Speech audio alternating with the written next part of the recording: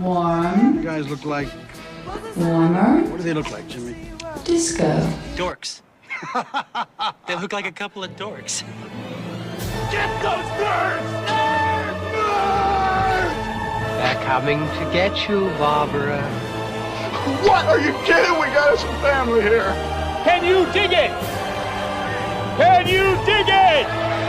Can you dig it? You are listening to the In the Mouth of Dorkiness podcast. Here are Brad, Lisa, Brian, and Darren. Welcome to another edition of the ITMODcast podcast. Joining us is Brian Young. God, I love being a turtle! The Turtle Dork. Happy New Year, everybody. Welcome to 2018 as we go back and review 17. Yeah, and also joining us is Lisa Gullickson. Quick, suck it before the venom reaches my heart. Wife Dork. Hello. Yep. And Brad Gullickson. And for gosh sake, watch your language.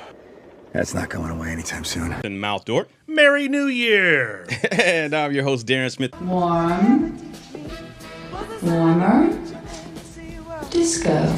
The Disco Dork. And welcome to the ITMODcast podcast, The Dorkies. Yay! 2017. I could not be more excited. Finally made it. Well, we're here at the beginning of the new year, 2018. We survived 2017. Yes. And as always, at the end of the year, we look back on the films that we saw and we rank them. But before we get into that, we did something a little different this year. We reached out to our listeners to get some input. B, what do you got? Yeah, so, we got a lot of response about the films of 2017. Mm-hmm. It might have been a garbage trash fire of a year in real life, but cinematically, it was pretty phenomenal. And we wanted to hear from you guys, and you were kind enough to supply us with some comments about the year. Plus, as we go along through our top 10, we're going to share your number ones. Yes. But starting off, Shara Valentine, she's a member of Film Club 3.0, the film club over in the Alamo Drafthouse in Winchester, which we are the official podcast. Correct. So I felt like we had to start with her. Of course. She's also a member of my heart. Absolutely. She says it would be way easier to tell you my least favorite of the year, The Snowman. And I think the reasons are obvious. Oh. But I'm going to give you my top three. Get Out may go down as the best movie of the decade. Even in rewatches, I am constantly finding new layers, like how you think it's sweet when she sticks up for him with the cop, but she really just didn't want a paper trail that they were there together. The characters seem real and fully fleshed out. It's pretty much the perfect movie. Number two, Guardians of the Galaxy Volume 2. Nice. I'm such a MCU fangirl and think these movies can do no wrong. Guardians of the Galaxy 2 managed to be even better than the first one, which I literally didn't even think was possible. Baby Groot stole my heart from the opening scene, and I will still cry during the ending funeral. Spoiler alert. Number three, Spider-Man Homecoming, because it's the Spidey movie we always deserved, and Tom Holland is absolute perfection in that role. Yeah. I don't think you're going to get too many arguments from us.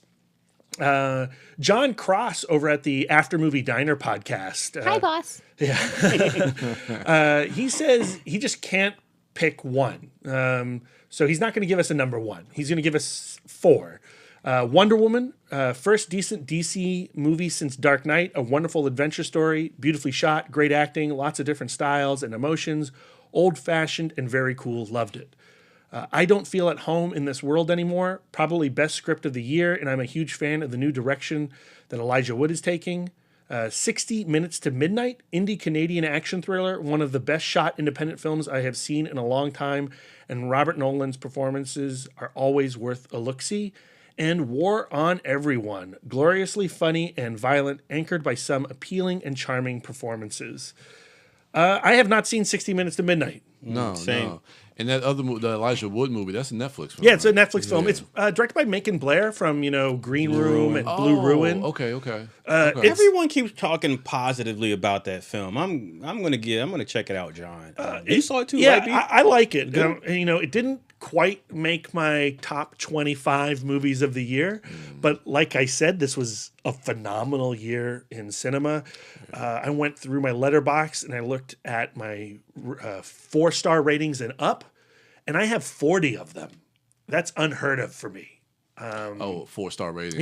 Yeah, 40 films that landed 4-star or better. For new films of this for year. new films, And yeah. how many total new films did you watch? It's funny you should ask that, Brian. Sorry, I didn't mean to push you on the spot. No, because I have it right here. So I watched 568 movies last year. That's it. Yeah, that's it. Which was 68 more than last year. I should have you know. So 2018, I should be at like 900. But of that 568, I watched 206 released from 2017. According to Box Office Mojo, there were 723 releases. So that means I missed 517 movies. Oof. Damn. Slacking. I know you got some catching up to do. Got some catching up to do. But like this was a really great year, right? It was. Yeah, so out of 206 that you saw, 40 with 4-star reviews. That's a pretty decent. It's a pretty decent percentage. I think, as Theodore Sturgeon once said, 90% of everything is crap. Yeah. And 10%'s the good stuff. Yeah. But by Hollywood standards, I think 40 out of 723 movies at 4 stars is pretty solid. Yeah. I think if you listen or if you go back, for our new listeners, if you go back to the beginning of the year and catch up on some of our previous episodes leading up to the end of the year, I think that you would find that our review cast and our Weekend Dorks reflect that we had a good year in film. I can think back and remember that we pretty much had just about, 90% of our episodes, if not more, at least one of us had a positive review about a movie that we saw for the first time. Yeah, if I'm not mistaken. I guess other than King Arthur, but I was wondering how long it would take before someone talked about how much Brian loved King Arthur. Hey, Look, I'm just. Here's the thing. I went back and revisited the other day because of Brian's love for that movie. That movie ain't that bad. And here's the thing. Like Brad said, compared to the rest of the stuff this year, okay, was it top 10? No, but on its own merit in any other given year, maybe it probably would have moved up higher, but it's a thoroughly entertaining film. But it definitely wasn't like a piece of shit, I don't think. But I'm just saying, that just speaks to like what you mentioned, Brad, about this year, the volume of quality films. It was a good year. It was a good year. Yeah, it was. I thought it was a really good year. How does it compare to 2015? 2015 was also legendary. An amazing year. I would still say that 2015 maybe. I would think so. I would say that my highs of 2015 are I enjoyed those movies more than my highs of 2017, but I feel like there are still more highs in 2017 than there were in 2015. I think 2017 as a whole year of entertainment is the best one that I've had since Matt and I started the blog in 2011. Wow. All right. Yeah.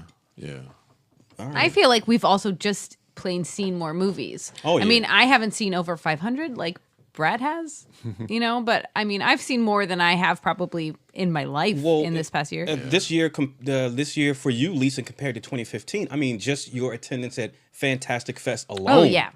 Hell yeah. Automatically helps, I would say, in that regard. Because, you'll see that reflected in my top 10. Yes. You have between 2 Lost Weekends and a Fantastic Fest, 100 movies that you watch. Awesome. Yeah, no. Awesome. Since I've been going to Lost Weekend, that has just doubled my viewing that I've seen in a year, just in general. Because we watch between the 2 Lost Weekends, that's at least 50 films, close to. Yeah. So that right there just takes out a big chunk. Now, just to get your ass to Austin this year. Well, I know. That so number. this year is going to be, Yeah. All right. Well, you got anything you want to put out there, B, before we kick it off with our top 10? So what we're going to do is, before Brian kicks us off with his top 10, and we'll do a round robin of all our top 10s, and then we'll get to 9. But before we get to our 9, we'll have another listener. So before each round, it's like we have one of you guys sitting in the door cave with us. Yes. So before we kick off number 10, I wanted to highlight Sean Eastridge. He's the co-host of the Missing Frames podcast. His number 1 film of the year was Dunkirk. He says, I saw the 70mm IMAX presentation, and it was an overwhelming experience. Nolan's command of his craft has always been impressive, but I feel like he ascends to a new level of cinematic mastery with this one. The film's intensity rarely lets up, but Nolan still manages to slip in moments of haunting beauty and humanity. It could be the best work yet. I know that might be sacrilege when you're dealing with a filmography that includes the likes of Memento, The Dark Knight, and Inception, but Dunkirk is so laser focused and such a stunning example of the art form. I think there's an argument to be made for it. Thanks, Sean. It'll be interesting to see if some of our listeners' picks end up being in our own Dorkies. Yeah. For sure. For sure. Well, you think so, Lisa? You think Dunkirk will come back up? Oh, I don't know if Dunkirk will come back up. No. I think between the four of us, I think it's a high chance that it could. Well, let's find out. Is Possibly. Dunkirk Brian's number 10? No. What is it? All right. So 10 was actually the one me and you talked a little bit off air, Brad, as far as like movies positioning in and out of our top 10 leading up to this podcast. And my number 10 was kind of set for a while, and it's been kind of dropping ever since, and it kind of dropped out of my top 10. I won't say what that movie is, but the movie that took its place, for me, is War for the Planet of the Apes. So that was hovering around 12 for me, and I rewatched that film a couple of weeks back, and it just really kind of resonated for me in a completely new way. And I went and listened to the score recently, and that score just really hit me to a point that I was just like, you know what, there's something really, really special about the conclusion of this film. So speaking on that film, I think what Fox was able to do with War for the Planet of the Apes was really being able to really kind of tell this arc of Caesar over the course of these three films since 2011. I think was just masterfully done. And what Andy Serkis and Matt Reeves has done since the second film was really be able to bring his story to a completion that is satisfying for that character. I also think Giacchino, talking about his score, going back and listening to that again, how he's kind of able to kind of just really portray the pain that Caesar is going through, not just throughout his whole life, but just within this film. I mean, you can see how worn he is just on his face, like how this is kind of just beating him down. And I just think that score just really just kind of lifts that portrayal of that character up. It deals with so many just great themes that I enjoyed in the film as well. When we get to the second act, dealing with the general and stuff like that, just a lot of like those similes of slavery, of dealing with family, of loyalty, basically, and also fighting against the worst of ourselves. When you see Caesar and he's haunted by those visions of Koba, and realizing that, okay, is he different from Koba? So I think he's always. It's always, to me, it just feels like there's an internal conflict that he's fighting against being the worst part of himself. And I just thought that it's such an intimate story that you can tell this basically character study of Caesar that I thought was just beautifully portrayed. So yeah, it definitely jumped up for me. So that's definitely like my number 10. All right, wife Dork. I have obviously I know like maybe one or two picks on Brian's list, but Brian's fortunately been going through like this metamorphosis, and so has his list. And so at this point now, if there's one movie that I know is on his list, but everything else, I mean two now that I know War for the Planet of the Apes, but like everything else is a mystery. For you, Lisa, maybe there's one I think I know that's on your list for sure, but like everything else is a mystery. When you hear my list, it is so intensely obvious. There have been so many movies, I feel like this year, that speak so much to my interests, and especially now with this motion of social commentary and the zeitgeist, I find myself returning to these same themes that speak to me and challenge my ideas. So like it's funny to hear you say that, because I'm just like, I think this has been like Lisa's year of movies. I love all of these movies. That's why, because you've seen so many movies this year. True. You've seen more than 10, so I'm like, I don't know which one she's going to choose to be on her list. Well, you're going to love my number 10. Let me just tell you, you're going to be fist pumping. You're going to be, okay, so I'll just say it. My number 10 is Girl with All the Gifts. Yes! Yeah, I know. Because this was one of the films that you got to see, Darren, before us, when you got to go to Fantastic Fest, all your dork self. Yes. And then you came back lording this movie over us, lording this movie over me. Lisa, you're going to love this movie so much. I can't wait to have this conversation with you. And despite myself, I loved this movie. Yes. I loved it. Yes. So it's a British zombie film directed by Cole McCarthy, and I just love the zombie metaphor as an idea, and the metaphor has permutated over time. You know, there's a zombie film for every generation since Dawn of the Dead that really speaks of that moment. But the general theme is how we can dehumanize others out of fear and self-defense. Yeah. And this movie does talk about that. Yeah. But it also addresses an even deeper idea of when is it time to deprioritize and almost dehumanize ourselves. You know, like when you're in this threat, you have to find out, well, am I going to be the compassionate person or am I going to be the selfish person? Yeah. And when it comes to a zombie threat, neither side wins.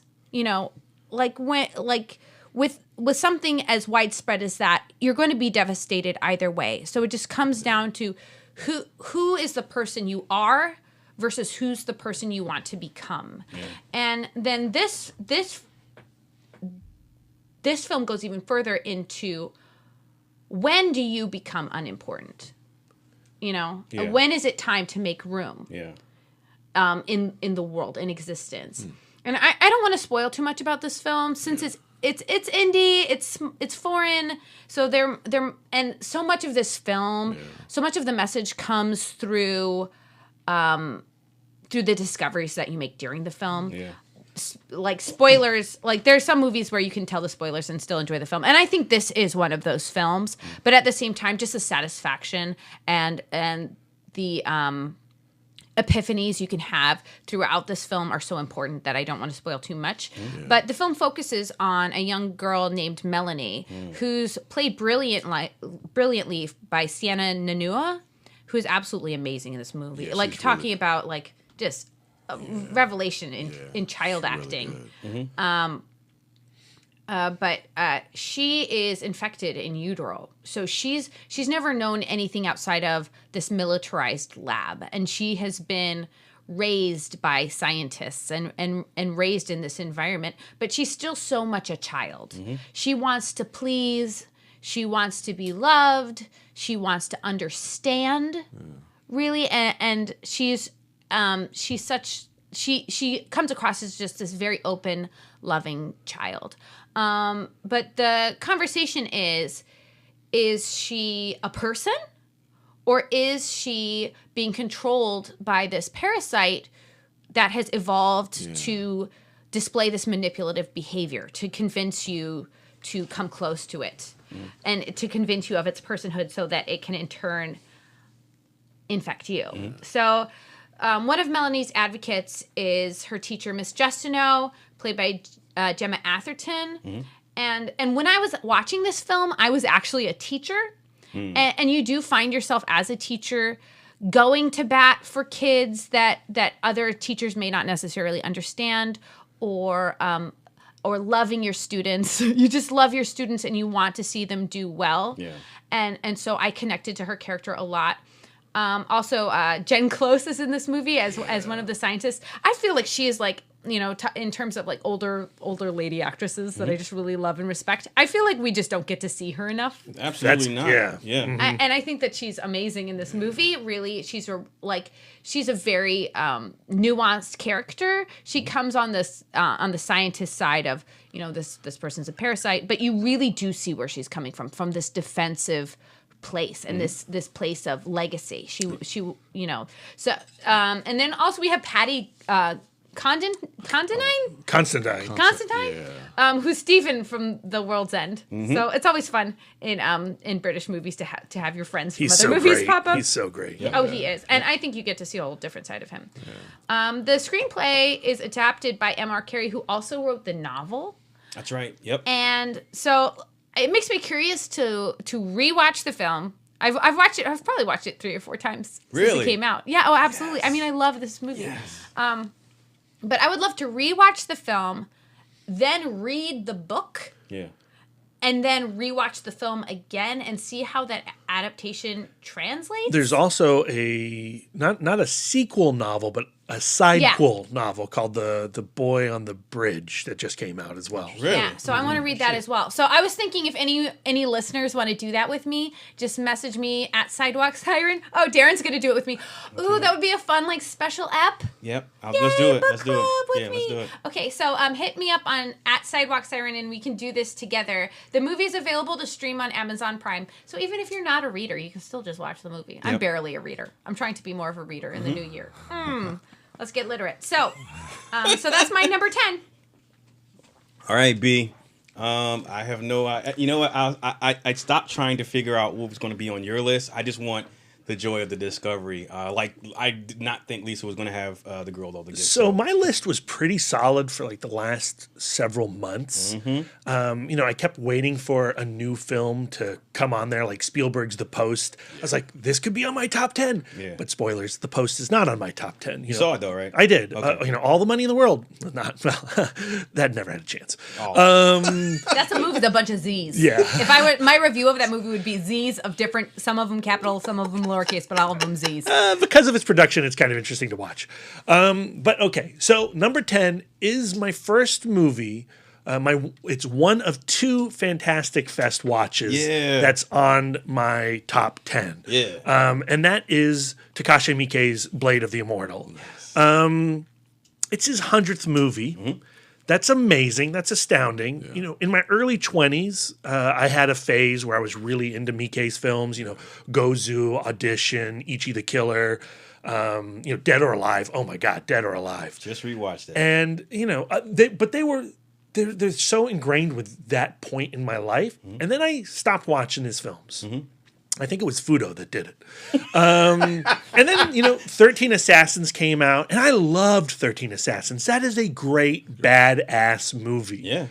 But even with that knowledge, I was not prepared at how awesome, awesome Blade of the Immortal was going to be. Yeah. This story of the unkillable Manji and his reawakening of honor, thanks to the vengeance-seeking little girl who comes his way, is like the best post-Akira Kurosawa samurai film we've had. And I don't say that lightly or glibly. For a variety of reasons, contemporary samurai films rarely work for me. But with Blade of the Immortal, through this supernatural element, it explores the Bushido Code and duty in a way that Kurosawa's films were obsessed with. And it's 100% Miike. I mean, it's pumping through this film's veins. It's uncomfortably gory at times. It's weird at times. But it's totally in keeping with the story it's trying to tell. It is long. I've heard some people say it's too long. It works for me. I love being in this world as Manji encounters one, basically boss level villain to go through after the other. Yeah. But it builds to this epic Royal Rumble climax that is so satisfying. Yeah. And watching this bum, because of his immortality, he loses himself. Because he can be unkillable, he doesn't need to train, he doesn't need to practice. He'll get you in the end because he'll still be standing. But in this scenario, thanks to this meeting with this young girl, he has to rediscover himself. And I found the film to be pretty damn touching at times as well. Yeah, absolutely. Yeah, Blade of the Immortal. That movie is badass. And it was a treasure getting to see that on the big screen at Fantastic Fest in that presentation. The colors are just stunning. Lisa is not lying. For me, easily Takashi Miike's best looking film. Like the cinematography in that film is stunning. So yeah, great pick. And it walks that gross line without being just the most upsetting thing you've ever seen. Audition. It's not Fudo. It's not Audition. I mean, it is pretty damn classy when it wants to be. Yep. Great pick. My number 10, Great Dorks Think Alike. While it is not Blade of the Immortal, it is a film that I saw at Fantastic Fest last year, and which I think may be a common thread with the Dorkies this year. It was a documentary, and it is Brimstone and Glory. Wow. Yeah. So of all the films that I've seen this year, but specifically of all the films that I've seen at Fantastic Fest, there were only a handful, maybe 2 or 3, that I couldn't stop thinking about and have been dying to revisit. Blade of the Immortal is one, and luckily that was released digitally a few weeks ago, so I was able to revisit that one before we recorded. But the other one was Brimstone and Glory, and unfortunately that's not coming out until February of this year, so I haven't been able to rewatch that one. But I almost haven't had to, because I've been replaying it in my head incessantly since I've seen it. Like the visuals in that film are so stunning, and I can recall the story and the themes and the characters of that film because they are so they're one and the same with the visuals. Like the story of these people in South America whose livelihood is the manufacturing of these fireworks that they then use to put on this festival. And the festival is in 2 parts. And so, you know, you see earlier in the film, you see the camera move through these towns and these villages, and you see people putting together these fireworks and stuffing gunpowder in their casings, and you see a gentleman shoveling it in there with just a nub on his right hand, obviously due to a accident in the past with the explosives. And you see these people who, from my cultural standpoint and from the outside looking in, who have this very dangerous livelihood, but for them it is very much ingrained into not only providing for their family, but, you know, culturally who they are as a people. And it brings to mind another cinematic experience I had last year, and that was with Coco. And Coco showing me a side of a particular culture that I knew of in name. I was aware of the Day of the Dead, but I didn't understand what that meant as far as how it related to, you know, them you know, worshiping at that altar and building up, you know, and paying tribute to those family members and them crossing over. And it was sort of similar with Brimstone and Glory, in that how, you know, just as much as, you know, what you see in Coco, I mean, they take this part of their culture like just as seriously, and they invest so much time. They invest obviously their lives and their health and their well-being into it. And to see the way that it is explored and paid tribute to in cinematically in film, you know, it's one of those moments in sitting in the theater in Fantastic Fest, one of many, where, you know, not only was it a celebration of these people and their culture and their beliefs, but for me personally, it just became like a celebration of cinema, period.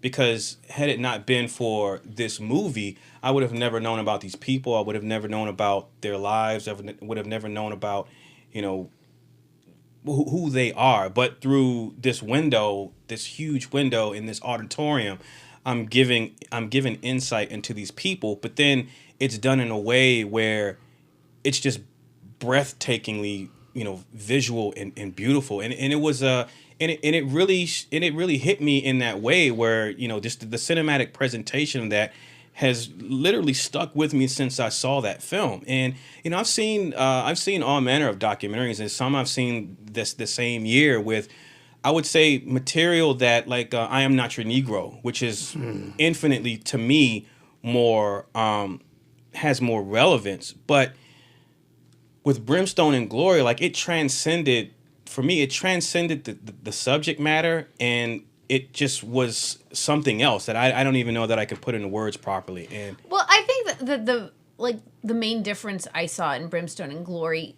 from your standard documentary is that it was very quiet. There was not, like, you know, I Am Not Your Negro was informationally dense. And you know, like there's a timeline and there's information that you're receiving.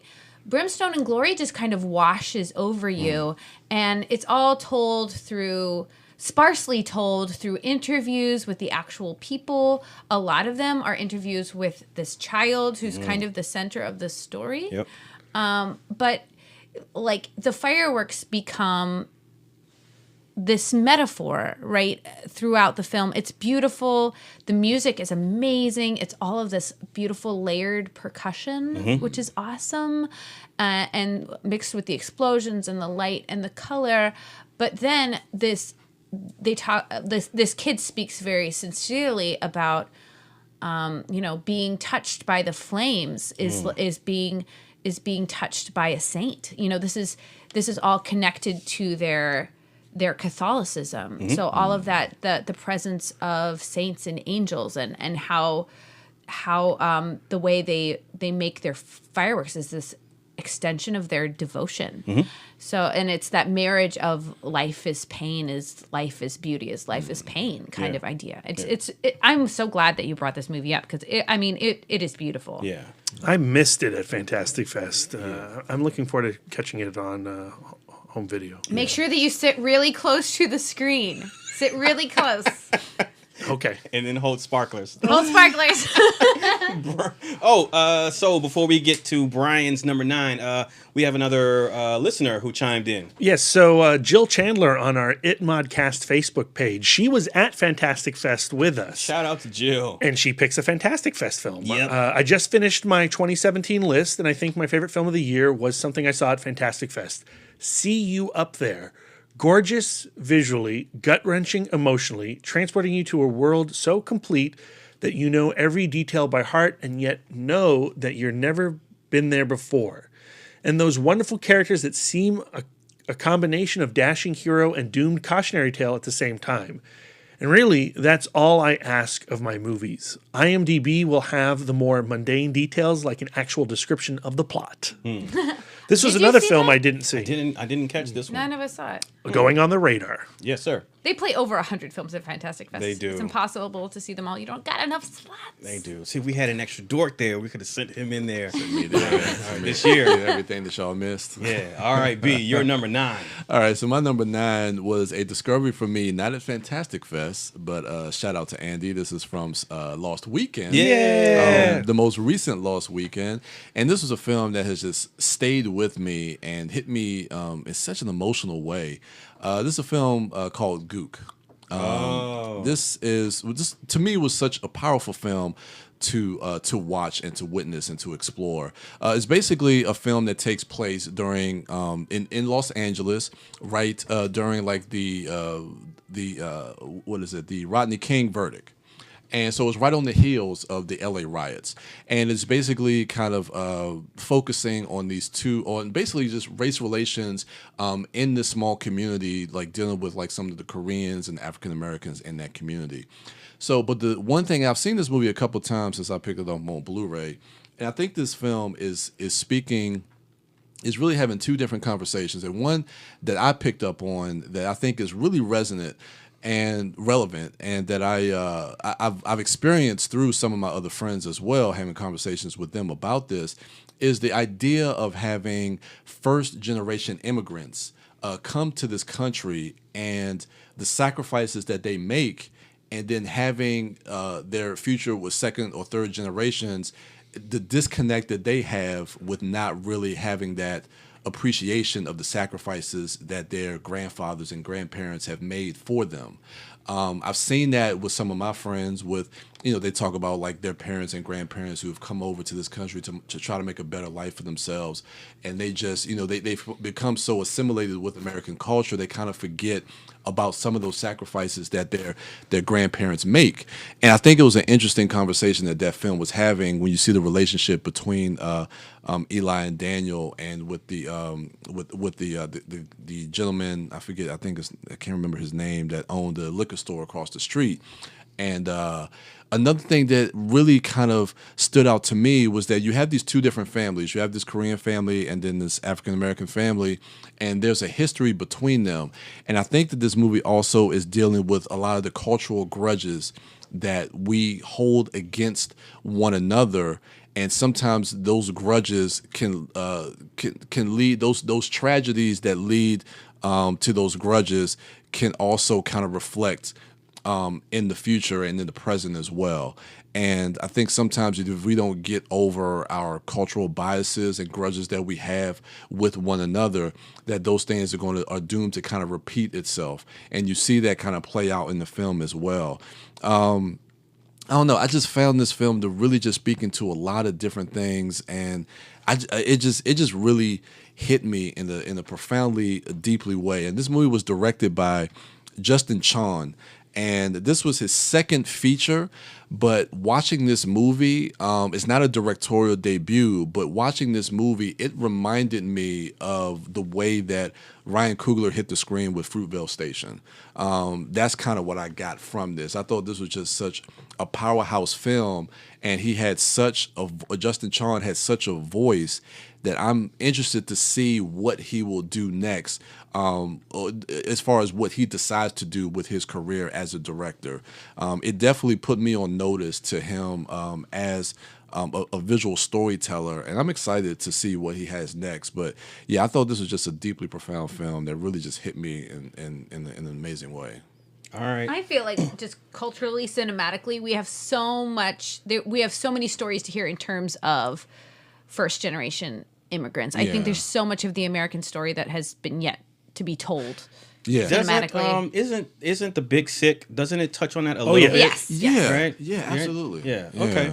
Wife Dork, your number 9. My number 9 is Nacho Vigalando's Colossal. Yes. This was you guys got to see it last year. Yeah, you got to see it on Fantastic Fest. That's right. You guys got to see it at Lost Weekend on that opening Thursday night. I famously and forever will work Thursday nights. I never get to see the opening of anything or the opening of Lost Weekend ever. But I got to see it in early April. And this is a movie that stuck with me. I just thought was absolutely just so entertaining, but so insightful, I found. So this is the movie where Anne Hathaway is psychically linked to this kaiju that is terrorizing Seoul. And Vigilando later talked about how it was his metaphor for internet trolls, people who stomp around on the internet under a pseudonym, just making people miserable. But when I watched the film, the element of the plot and the message that spoke to me was the idea that Gloria, played by Anne Hathaway, was realizing that she had these controlling factors in her life that were making her feel disempowered and trivial. And it was about her really finding herself and going, I'm responsible. I need to be in a place where I am responsible for my actions. And so that came through to me in taking control of her alcoholism, but also getting rid of these relationships with these controlling men in her life. So to me, I was like, this is a woman who has been passing off her responsibilities, going from moving out of her parents' house into moving in with her well-to-do boyfriend so that she can become an internet blogger, and then as soon as she moves back home to take, he kicks her out of their apartment because she's not behaving the way he wants her to. So he tries to, teach her a lesson by kicking her out. She moves back home with her parents, and then in comes another man who offers to take care of her in exchange of taking away her, in exchange of feeding on her idea of herself. So being connected with this kaiju makes her realize that her actions have consequences, and if that's going to be the case, she damn well better be in control of them. So I really liked this idea of this woman finding her independence. That's what it was for me on that first watch. Yeah. And I like that it's not even that she gets romantically involved with the Jason Sudeikis character, but he does this grooming behavior, giving her these gifts, giving her this job so that she feels further obligated to him, and then he gets the secret on her, the secret that she is the kaiju. And so he thinks that he has her pinned emotionally, psychologically. Yeah. In all intents and purposes, she is now his, even though they're not romantically linked. In maybe in his mind, it's just a matter of time. But so I like the story of a woman who has never felt like she had to be in charge, taking the reins of her own life and taking responsibility for her own actions. I think that's just really empowering and awesome. So, yeah, that's why it's my number 9. Absolutely. Great That's pick. awesome. Great movie. Yeah. Thank you. And great clothes. Oh, yeah. I love her clothes in that film. I love that look. There are a lot of great bangs in 2017. Maybe 2018 will be my year of bangs. but like Her bangs are a little ruffled. I know, but I think it made her cute. I don't know. I think it was the alcoholism that made it ruffled. The bangs were not the problem. Yeah. I think there's something very different between Anne Hathaway's bangs in Colossal and, say, Charlize Theron's bangs in Atomic Blonde. That's a woman who's got control of her life. You know who had some dope bangs? The lady in Blade Runner 2049. Oh, yeah. Yes. Oh, Yeah, but those are psycho bangs. All right, B, what's your number 9? We've talked a lot on this podcast about Lisa and myself's disastrous screening of A Ghost Story at the Angelica Mosaic Theater. I've just never been a part of an audience that was so hostile towards a movie before. Yeah. It was infuriating to be a part of that, and a little disgusting, certainly. But despite all their shouting and all their antagonism towards A Ghost Story, I was still drawn in by this story of it's not really a story of loss or grief. It's a story about place and examining the life that you have led.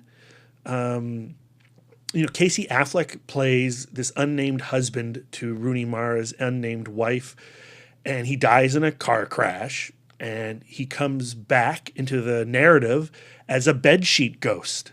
And when I first heard that plot synopsis when it came out of Sundance and caught a lot of buzz amongst the film Twitter community, I kind of rolled my eyes. I was like, that sounds pretty damn pretentious. Yeah. And the movie's kind of pretentious. It's very much an art film. Yeah. But as this ghost is trapped in the home where he lived his last days, and he witnesses the aftermath of his own death and how his death affects his wife. But he also gets to see the humans who occupied this space before he got there, and the humans who would occupy this space after he got, after his death. And in experiencing the entire timeline of this house, he sees himself. And I found it really moving. It's certainly not a film for everybody. I don't expect, every single one of our listeners to watch this film and come away going, God damn, that pie eating sequence, I loved it.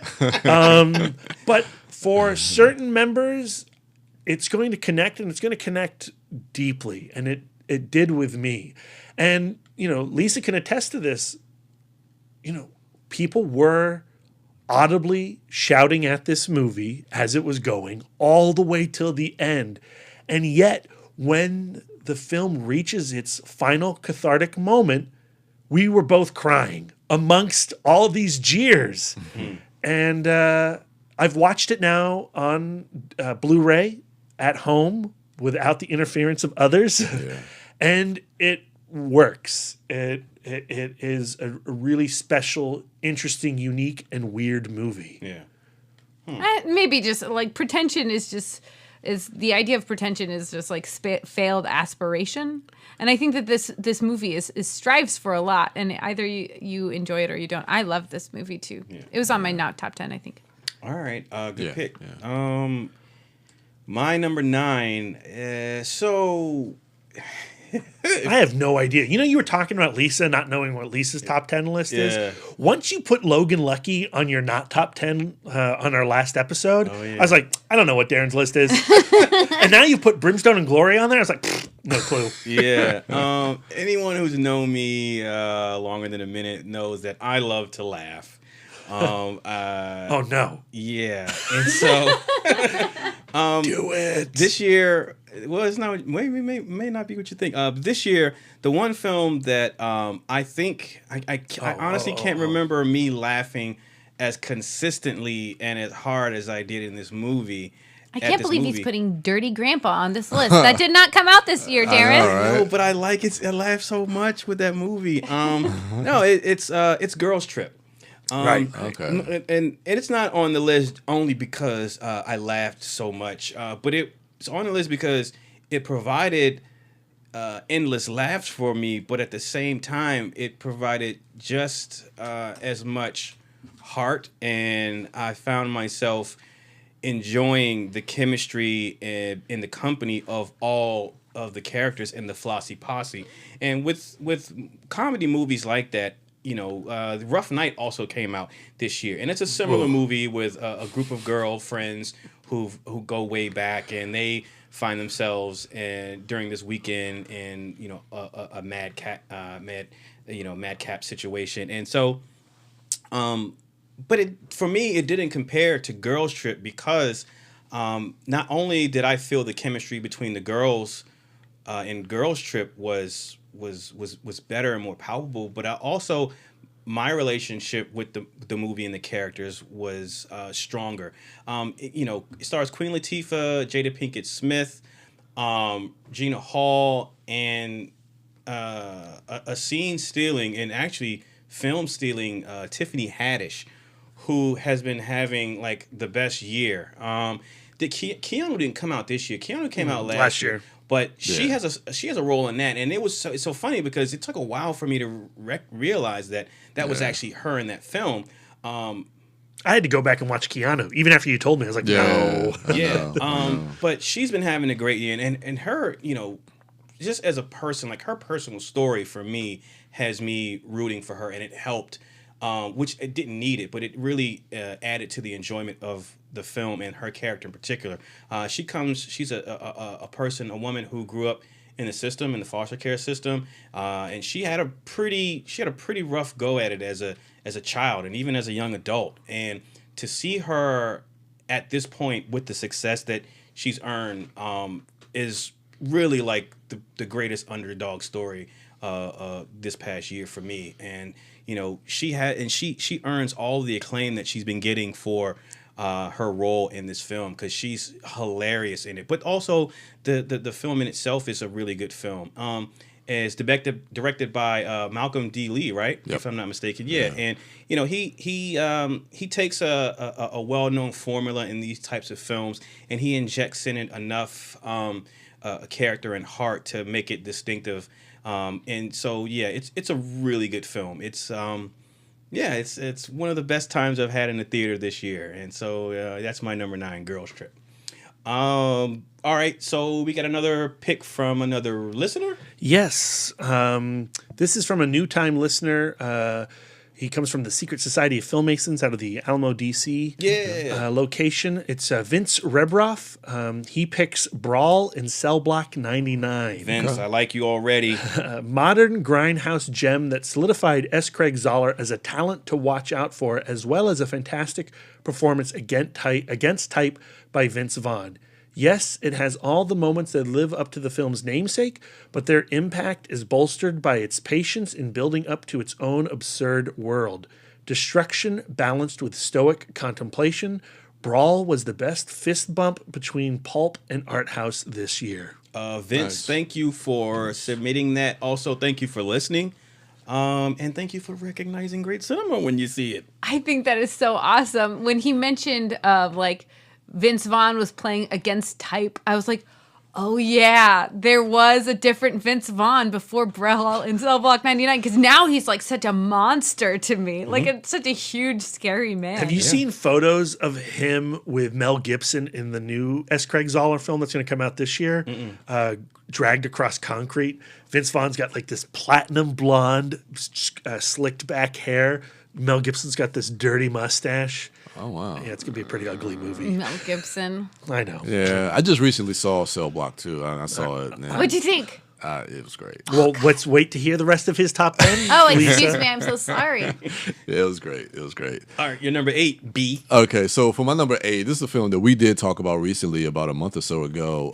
But it stayed with me, and it's a hard film. It's a film I probably won't revisit too much, but it's such a powerful film. Mudbound is my number 8. So yeah, with Mudbound, this is a film directed by Dee Reese, and this is on Netflix now. So if you definitely want to check it out, just prepare yourself. But it is a beautifully devastating story that I experienced this year. It's lyrical in its storytelling, and Rachel Morrison, who did the cinematography, is probably one of the most best shot films I've seen all year long. And it deals with these two different families, this black family and the white family in rural Mississippi, and dealing with race relations. And this is during the segregation time, and you really get to explore these two families as they deal with a lot of these issues like segregation, World War II, with each family member having one of their sons in the war. And then also just trying to provide for their families when they're farmers and they're not able to really raise these crops because of the rain that's coming down. And just seeing just the way Dee Reese tells this story, getting the internal monologue from all your main characters and getting all these different points of views, I think was such a unique way, and almost feels like a novel in the way that it's presented to us. And I'm not going to talk too much because we do have a review on our podcast for this particular film as well. And I think we had a really, really good conversation about this film. But again, it's not a film that I don't think myself I'll revisit this in a while. But for me, it's definitely one of the best films I've seen this year. And it gave me probably one of the most emotionally devastating responses that I've had physically all year long. And didn't you watch that film right before coming over to record the episode? I'm trying to think. Yes, I think I did. I remember you guys walking into the apartment and you just looked miserable. I mean, I don't think I have never had a response like I've had in that film ever. It's brutal. Like the last 20 minutes of that movie just absolutely just devastated me in a way that I've never been before. It was cathartic. Maybe I needed that. I don't know, but it's just the way Dee Reese was able to really bring that sense of that type of sense out of you watching that film. I just thought she just did a magnificent job of directing that film, and some of the best performances I've seen all year. I mean, unfortunately, they won't get recognized during the award season, but I think Jason Mitchell is hands down one of the best performances I've seen all year. And I'm so happy for that guy because coming off of Straight Outta Compton, a lot of people may have thought, maybe this was just a one and done. And he was kind of just good for that role and nothing else. But Kong Skull Island, and you just thought, okay, he might just be, just a working actor that can get work and just kind of riding off the heels of Straight Outta Compton. But watching this film and seeing the performance that he gave in this film, this dude is the real deal. Like, he is the real deal, and I'm a huge fan of his. And yeah, this is just a movie. It just hit me in a deep way. The guy that played his dad in this movie is also in Brawling So Hard 99. Yeah. Oh yeah. He's the guard at the end. Yeah. Lisa, your number 8. My number 8. This is our first crossover film. The first film to be mentioned the second time. Okay. And that is War for the Planet of the Apes. Yeah. It was Brian's 10. Yeah. It is my 8. Mm-hmm. So the podcast is well on the record for loving this film. There is a review cast. Yep. If you guys want to become... I wanted to say architects, but that's the exact opposite. People who dig in the ground and find stuff. What are they called? Archaeologists. Indiana Jones. I am an amazing podcaster. I have all of the words. So I echo, of course, all of Brian's sentiments about the film. I love how, as a trilogy, each film, the second and then the third film, through their existence, they elevate the previous films. Like I remember watching Rise for the Planet of the Apes, and I really liked it. I liked that film a lot. But as scaffolding for the story that is to come, I now love that movie. And of all of these films, I think that War is my favorite. But all of those two previous films are now one and the same with this film. This is now epic. It's an epic poem of Caesar. And we've seen Caesar come so far. His evolution as a character, which Brian spoke about, we've seen him as a son. We've seen him as a rebel, as a revolutionary. And in this film, he's a leader. And he's also a father. And he is this tremendous success. And every leader has his detractors. But the majority of the apes, they love him. His enemies fear and respect him. But now he has this added stress of he has a family to take care of. And he now has these very personal stakes that I think are higher than the stakes of the apes. He loves his family more than he loves the apes as a whole. So that when his son is taken away from him, that's when he fears becoming Koba. You know, going like, am I going to give into this anger? Am I going to become what, what? Am I going to destroy myself with my feelings? And am I going to ruin everything that I've created because this is how I feel? Now he trusts and loves the apes that surround him. And I think that he knows that, if he went, to the dark side or whatever, that they could carry on. But his legacy is also very, I think, I don't think that he's above wanting his legacy to be something that is beautiful and something that is beloved. And I feel like Maurice is looking out for him. Rocket. He's like his conscience, is looking out for him. And you really feel that he can't do this on his own anymore. Caesar can't do it on his own anymore because of his personal loss. And I think that that's something that's missing a lot from savior films, where somebody is the leader. You really get the sense that they're doing it on their own. And Caesar is at this point, he, for an ape, he's aged and he has suffered greatly. He has a lot of emotional baggage. He can't do this on his own anymore. And it is those around him that really complete the journey for him. Absolutely. I think what's interesting about War as a third film is it's the movie in which Caesar is the most gray. When you talk about him as a hero or a savior, it's pretty complicated.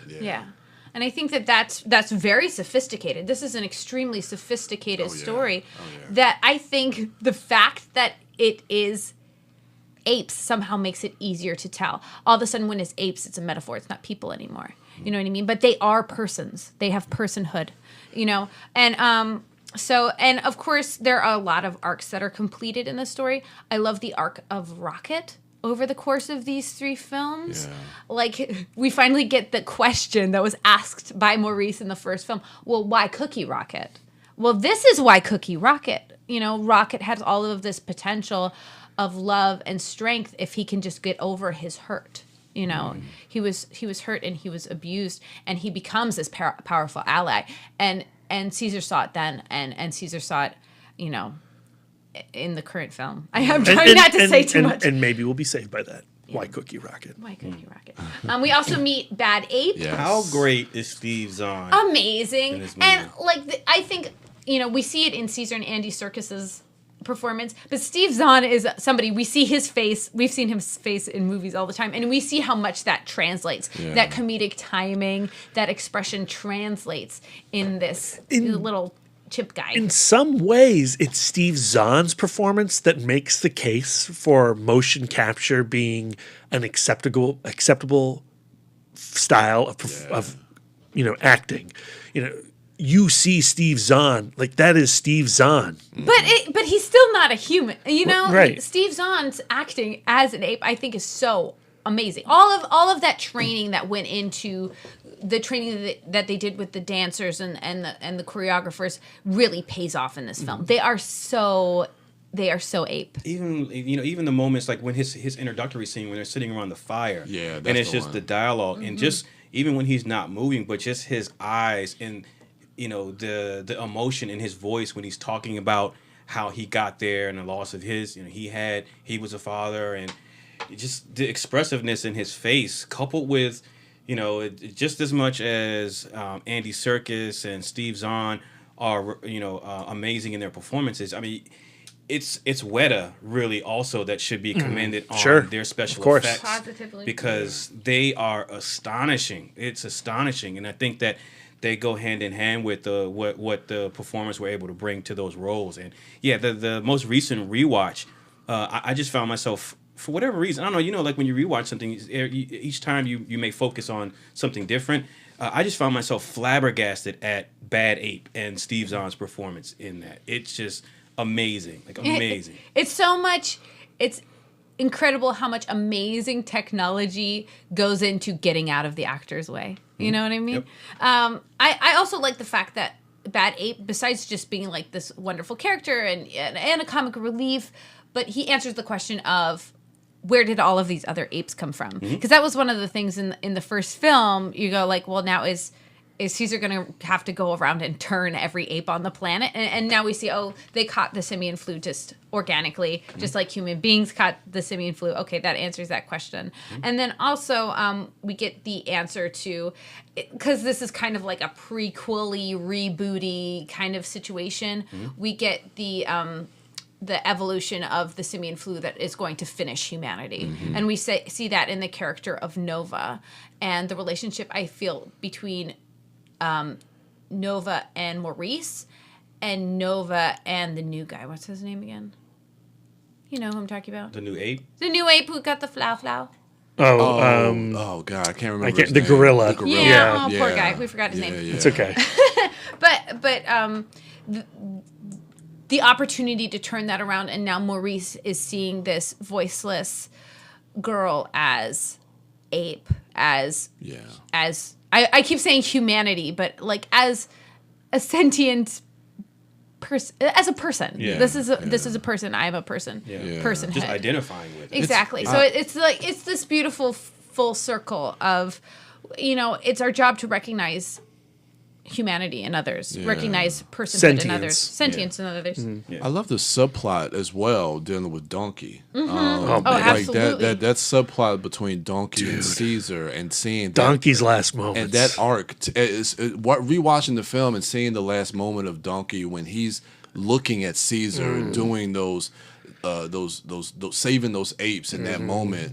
And even when he's like reloading the gun and that shot of him on the face where he's watching them shoot down these other apes, the conflict in that character. I mean, you've survived, but is there anything left? Yeah. Yeah, but it goes back to, because, I was putting my notes together and putting my notes together for Girl with All the Gifts and then War for the Planet of the Apes, that idea of... man's had his time? Yeah, man's had its time, but also with Donkey, this isn't going to end well. What do you want to be? Do you want to be the person who left being selfish and scrapping for your survival, or do you want to be the person who was compassionate and the person who did what was right? And so at the end of the line, he goes, I want to be the person who does what is right. Such a great. And I always told you, seeing that movie reminds me of Steven from Django. Oh yeah. Like Donkey's just like, yes. Oh man. I love movies. Yeah. I love them so much. All right. B, your number 8. My number 8 is my second and final Fantastic Fest film on my top 10. Sorry, Darren. But and that is, it's Vince's pick. It's Brawl in Cell Block 99. Yeah.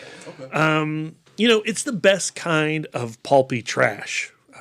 It's absolutely uncomfortable exploitation cinema that begins as this traditional hard-boiled crime story, but once Udo Kier pops up, the film descends into this unbelievable nightmare straight out of a John Carpenter movie.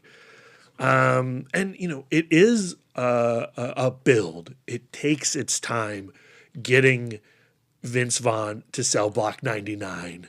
But once the film turns, it is so graphic and so brutal, and it does feel like it's in the tradition of classic exploitation cinema. You're not supposed to feel great about anything that's happening in this movie.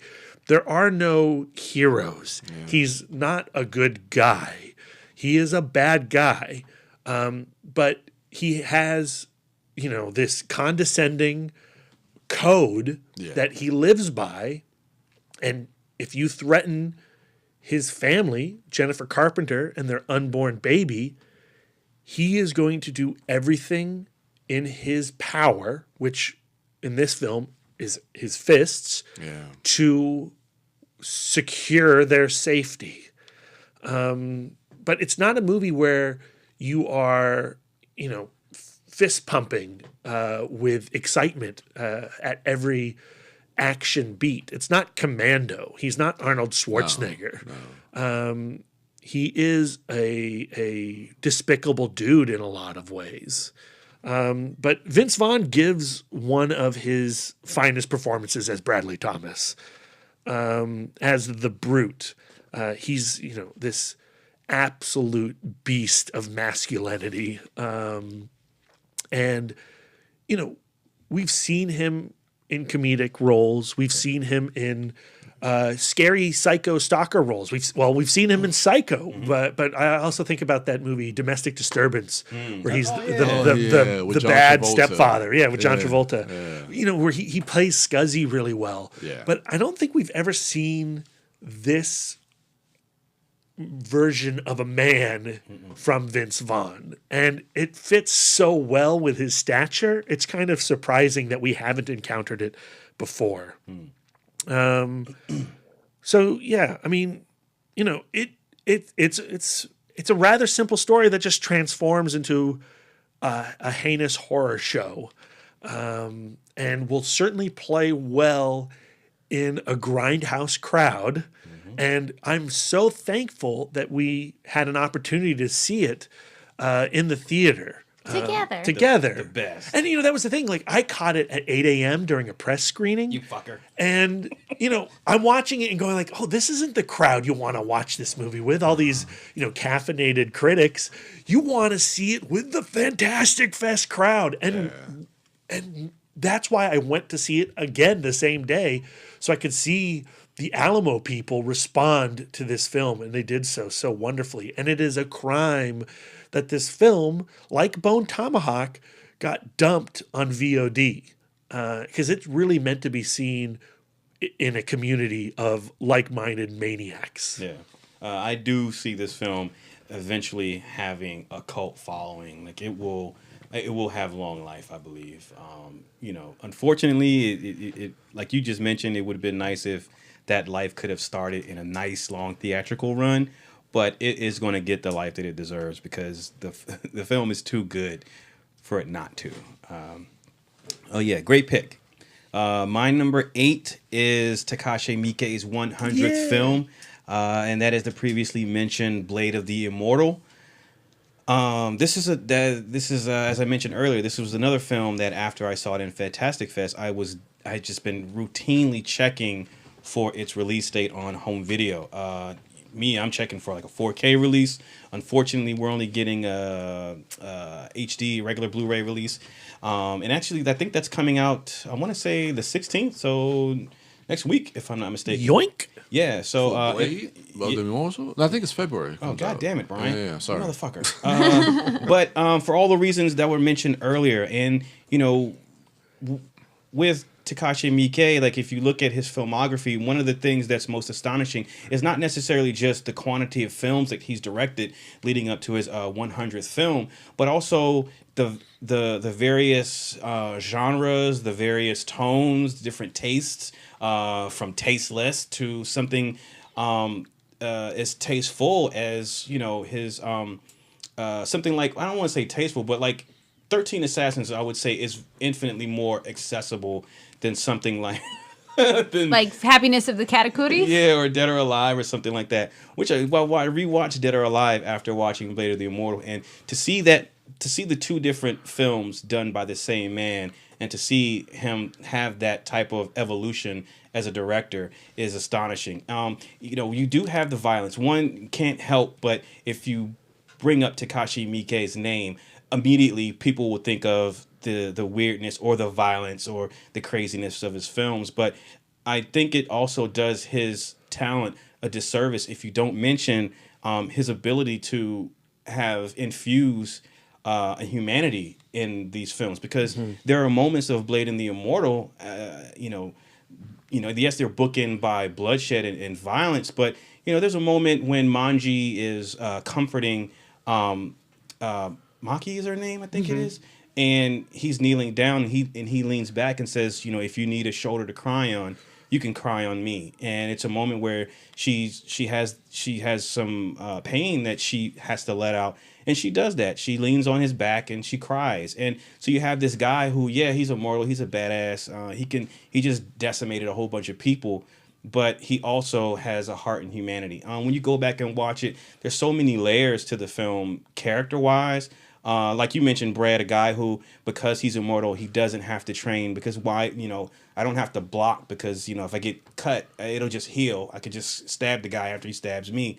But once he decides he's going to take on this mission of escorting this girl to find her killers, we see him train. We see that he has a purpose. All right, I got to get back in shape. I gotta re-hone my skills, because I can't just. It's not just for me to wander through life carelessly now. I'm walking through life with her, and I got to make sure I'm in tip top, because I don't want anything to happen to her. And very early on, they come to grips with one another. It's not that antagonistic relationship for 2 or 3 acts, and then in the final act, all of a sudden, maybe I do realize that I like you, or you're cool, and now I'm going to start caring. Like, very early on, they bond and connect, and he becomes a guardian to her. And it just makes for more intimate, but also more touching moments between the two, even in the midst of battle at the end, when she's like, all right, she's like, no, don't kill that guy. And he's like, well, who do you want me to kill? And she goes, anyone who tries to hurt me. And he was like, all right, fuck it. Anyone who tries to hurt you, I'm going to cut him down. And so just the dynamic between those two anchors that movie, that is just filled with almost endless encounters with these bad guys, which, if you're a fan of anime, if you're a fan of the manga, and also if you're a fan of video games, Brad, you mentioned like the video game tier type system where you have these different boss battles, and that's a very apt comparison, because you do have these colorful characters and distinct characters that provide different encounters for him. And did you realize, have we talked about, Brad, the guy with the 2 heads on each shoulder? Oh yeah, no, I didn't talk about You know him. who that is, right? That's the man from Reno. I meant to ask you that. What? Yes, sir. That's your man from Reno. Oh, Yeah. wow. So, and Takashi Miike always uses a stable of characters that he goes back to for his films. The crazy guy who ends up getting his hand cut off and has the blonde hair. He's the guy that stars as the lead dude in Yakuza Apocalypse. I couldn't put his face together until like my second watch. But yeah, there's so much stuff in this movie. Again, like I mentioned earlier, the cinematography is astonishing in the film. Like, it's a beautiful, beautiful movie that, and it almost feels it's weird and unique that something so beautiful has so much violence and ugliness in it. But again, it works because at the center of it, you get through the layer of violence and ugliness, and at the core, you get back to humanity and heart. And the way Miike frames that is just top notch. So he makes a case for one of the most competent and hardworking and best of our living directors today. Like, he's something else, man. There's none like him. So that's why that's my number 8. So before we get to Brian's number 7, what do we got from one of the listeners? So we've got the Epic Film Guys Hey. from their podcast, Justin and Nick. Yay. And Justin says, my top film of 2017 was Guillermo del Toro's The Shape of Water. It touched my heart in a way that only a monster could. Nick says, My top film of 2017 was The Disaster Artist for exactly the same reason. Okay.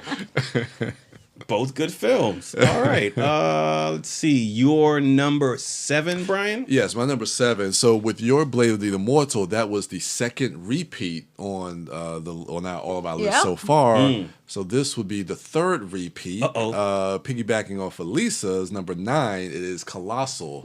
Is my number 7. And pretty much for everything that you said, Lisa, as well. But also, there's some things that rewatching, and again, this movie to me just gets better and better on rewatch. And the most recent time that I watched this film, I really kind of honed in on Jason Sudeikis' character.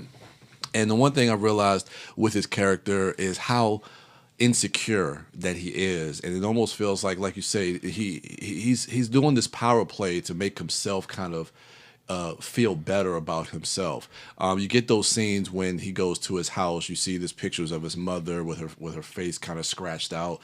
So just in that, you're getting exposition on who this character is, and he even mentions in there as far as like being jealous of Gloria because she was able to kind of get out from the neighborhood or from the community that they lived in, and he's always been stuck there. And then that goes to your point, Darren, what you were saying about Vigalondo when he spoke at Fantastic Fest about the idea of this being a metaphor for internet trolls and the things that they say online and how that affects people that they don't even see. And I think, you could look at it, whether it's internet trolls or even recently with the person that sits at the Oval Office, with having their finger on the button as well. But it just realized how socially relevant those metaphors are that he's kind of playing with. And I just think that's so interesting that he's able to really kind of take something like the kaiju genre and just wrap that in social commentary where the kaiju are almost second fiddle to the human drama that's going on in the story. And then also speaking to your point, Lisa, as far as Anne Hathaway's character, like she does feel a sense of responsibility, especially once she realizes her connection to the kaiju. And you see that even in the opening scene with her being in that apartment and how irresponsible she is, even with her boyfriend, Dan Stevens at the time, with saying these different things like, I'm going to do better. Than the moment he leaves, all these people just come into their apartment. So she is very irresponsible, and that's one of the things I love about this film, because to me, I think Anne Hathaway probably has one of the best character arcs that I've seen on screen this year.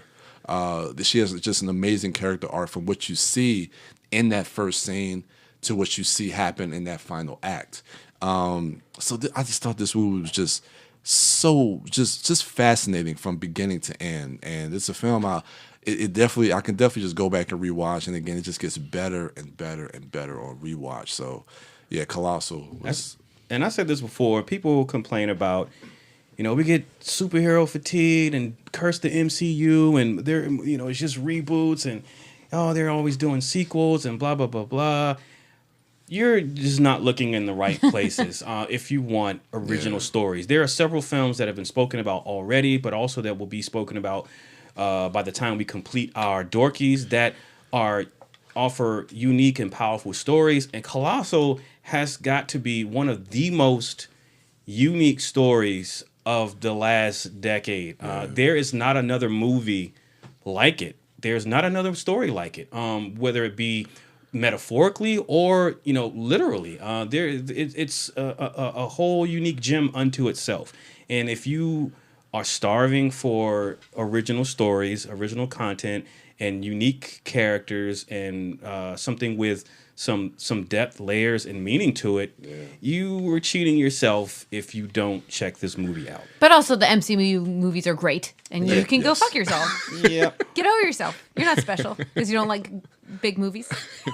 God damn. All right. Having said that, Lisa, your number 6. Brad and I are yin and yang. He's trying to bring listeners into the conversation. I'm trying to push him away. I'm creating some emotional distance right now. You're so yang. All right, Miss Yang. What's your number 7? My number 7 was one of my most anticipated films of the year, and it's another indie film. not a big film, and it is Spider-Man Home. No, I'm joking. It is The Big Sick. Oh, nice. Oh yes, I yes, love yes, The yes. Big Sick. Yeah, yes. And the reason it was one of my most anticipated films was, of course, Kumail Nanjiani and Emily V. Gordon. I'm of course a huge fan of Kumail Nanjiani's stand-up. Yep. I got to know him through all of my nerdy comedy podcasts that I listen to. His album Beta Male is amazing, talking about the immigrant experience. He's from Pakistan, and he talks about what it was like on his album, talks about what it's like growing up in Pakistan and getting the American culture that way, you know, and then moving here and all of that. And he talks about that on his album. And but also Emily Gordon, because she has a very interesting backstory herself. And she met Kumail while she was in grad school, and she was going to school to become a therapist. And she did her, like, you know, when you have to get your hours, your therapy hours, she worked with, like, intensely emotionally disturbed youths.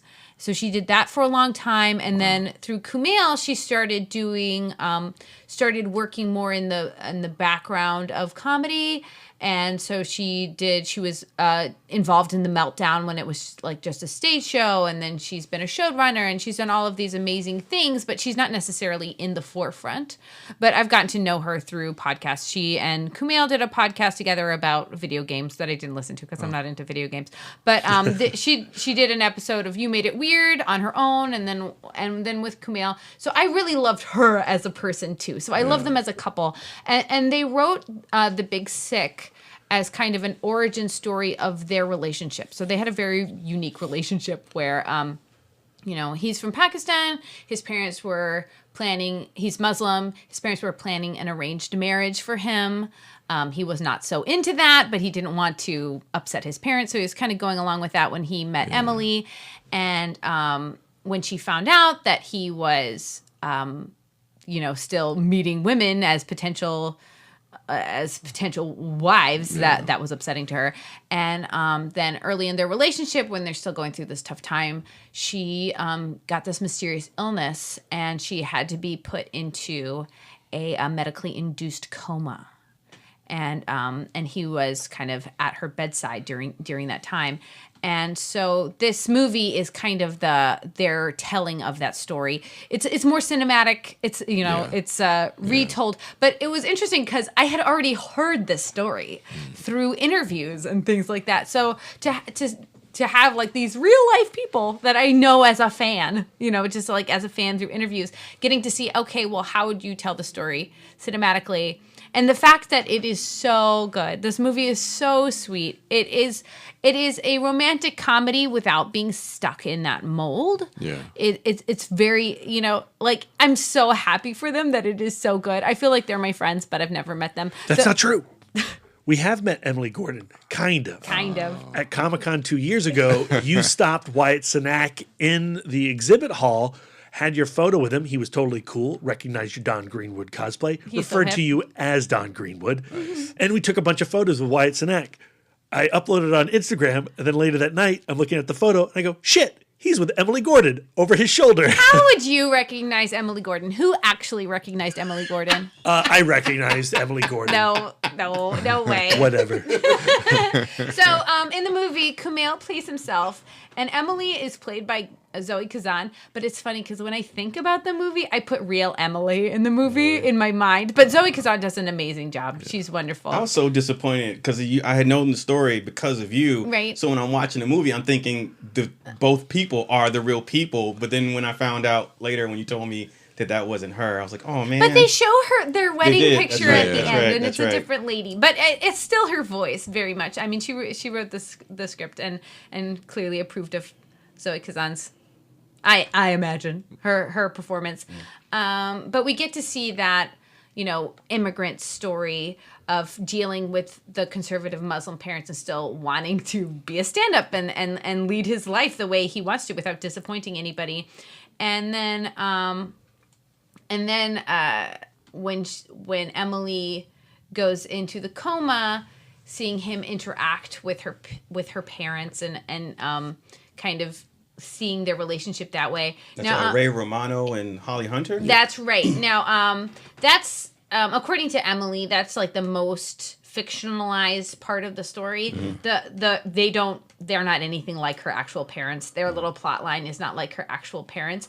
But when you have Ray Romano and Holly Hunter, you kind of gotta let them do their thing. And they are so funny. And I also think that it's a kind of a reflection of a lot of conversations that Kumail has had to have with, you know, white people who may not necessarily understand his, you know, background and asking awkward questions and things like that. So I think they were also an outlet for that kind of conversation.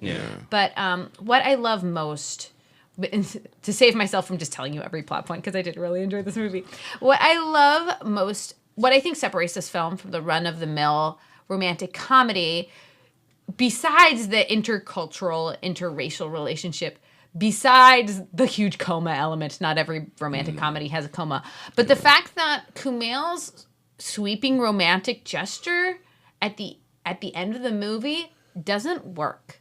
You know, Emily comes out of this coma, and you know he tells her, "Oh, I was by your side, and your parents love me now, and I'm going to change my life."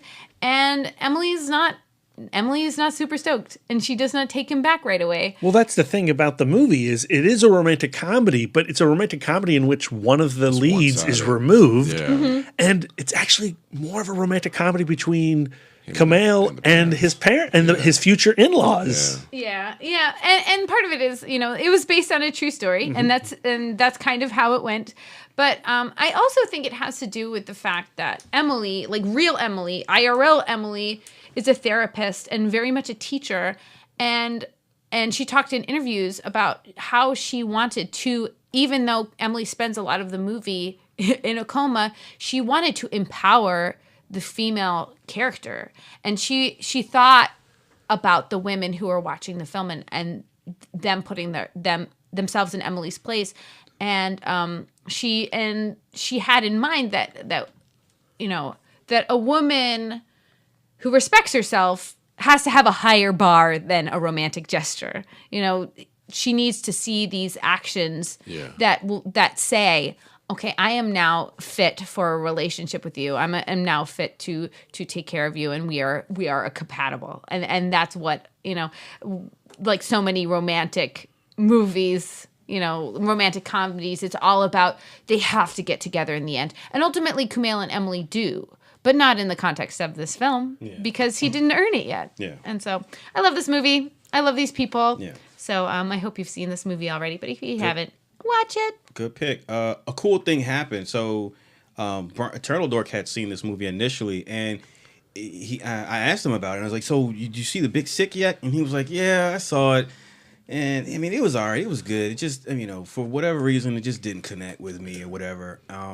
And so I was perusing through Letterboxd recently, and I saw he saw it again and re-rated it, and this time he was like 4.5 stars. So he had a different experience with it the second time, and that's always cool when someone can go back and, you know, rediscover something. And talk about that, V. Yeah, now for me, I don't know, for whatever reason, because I bought this movie just off the strength of what everybody was saying about it on Blu-ray. I just blind bought it on Blu-ray, and I watched it, and it didn't really hit me in the way I was expecting it to hit me.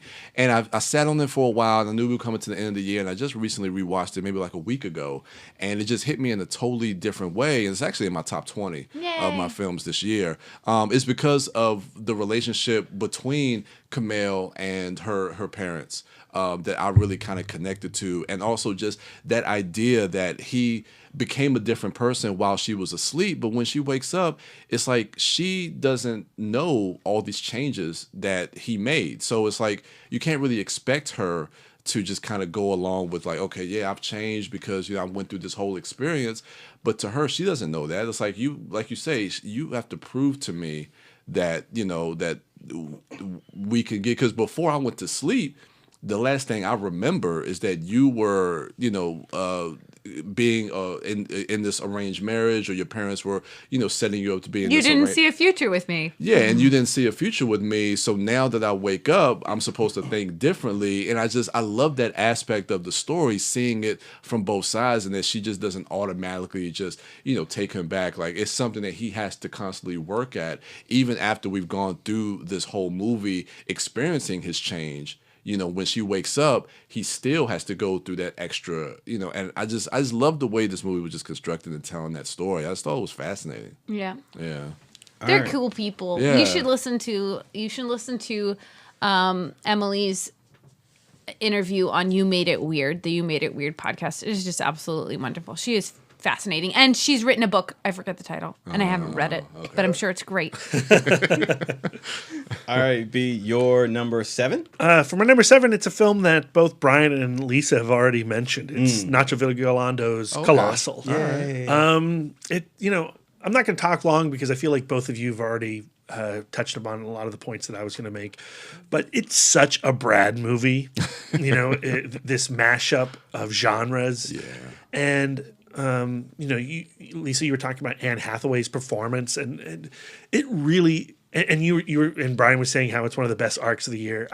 It is a performance that I feel like 2017 film Twitter has slept on, and a film that sometimes you get so caught up, and I was already a big fan of Nacho, and Darren saw it last year, and I think it was on your top 10 last year, right? That's why I'm jealous that you all get to put it on this year's list. and so going into the film, going into Lost Weekend to see this movie finally, and being such diehard Alamo people and Mondo people, and looking at the prints and the statue that they put out, I was so amped for this film. Time Crimes, great movie. And when I saw it, and it lived up to my expectations and actually surpassed them, because there does come a midway point where the film goes beyond its premise, and it has other surprises for the audience that you were not suspecting. It just absolutely thrilled me. So I was like, oh man, I can't wait for April when the rest of the world finally gets to see this film, and it's going to take film Twitter by storm. And then it didn't. It didn't catch on for whatever reason. But I find it to be an incredibly emotional film. The climax of the picture, the last moments for Anne Hathaway, I think it might be my favorite ending of any movie this year. Certainly my favorite turnaround, and then the way Nacho undercuts it with the final shot. Oh, I love it. It's just so well crafted. I mean, yes, it is a very geeky movie. If you are a kaiju fan, it's definitely playing to your interests. But it's also not I don't think it's as outlandish as some people may think it is, or the way it was marketed. I think the tone balance in this movie is unique. It's dark. It's a dark film. It's darker than you think it's going to be, and it's certainly off-putting for some.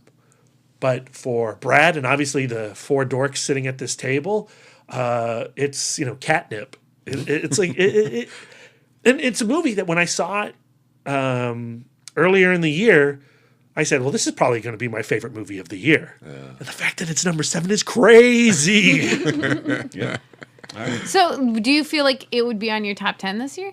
If you could roll it over? Oh, yeah. Girl with All the Gifts, too? Both of those were on there, and I was like, shit, I had those on my list last year. Yeah. So I had to take them off. But well, lucky for, what was it? Brimstone and Glory. that shit would get bumped. Because I don't know, maybe some other picks would have gotten bumped that are on here. But yeah, I totally agree with both of what you are saying. I'm so jealous that you all get to put those on your list this year, because I'm jealous that you got to put them on your list last year. That means that when you will have a higher percentage of having that movie in your life mathematically. Oh yeah, and that's unfair. I guess that's a consolation prize. I don't know. I'll take it, I guess.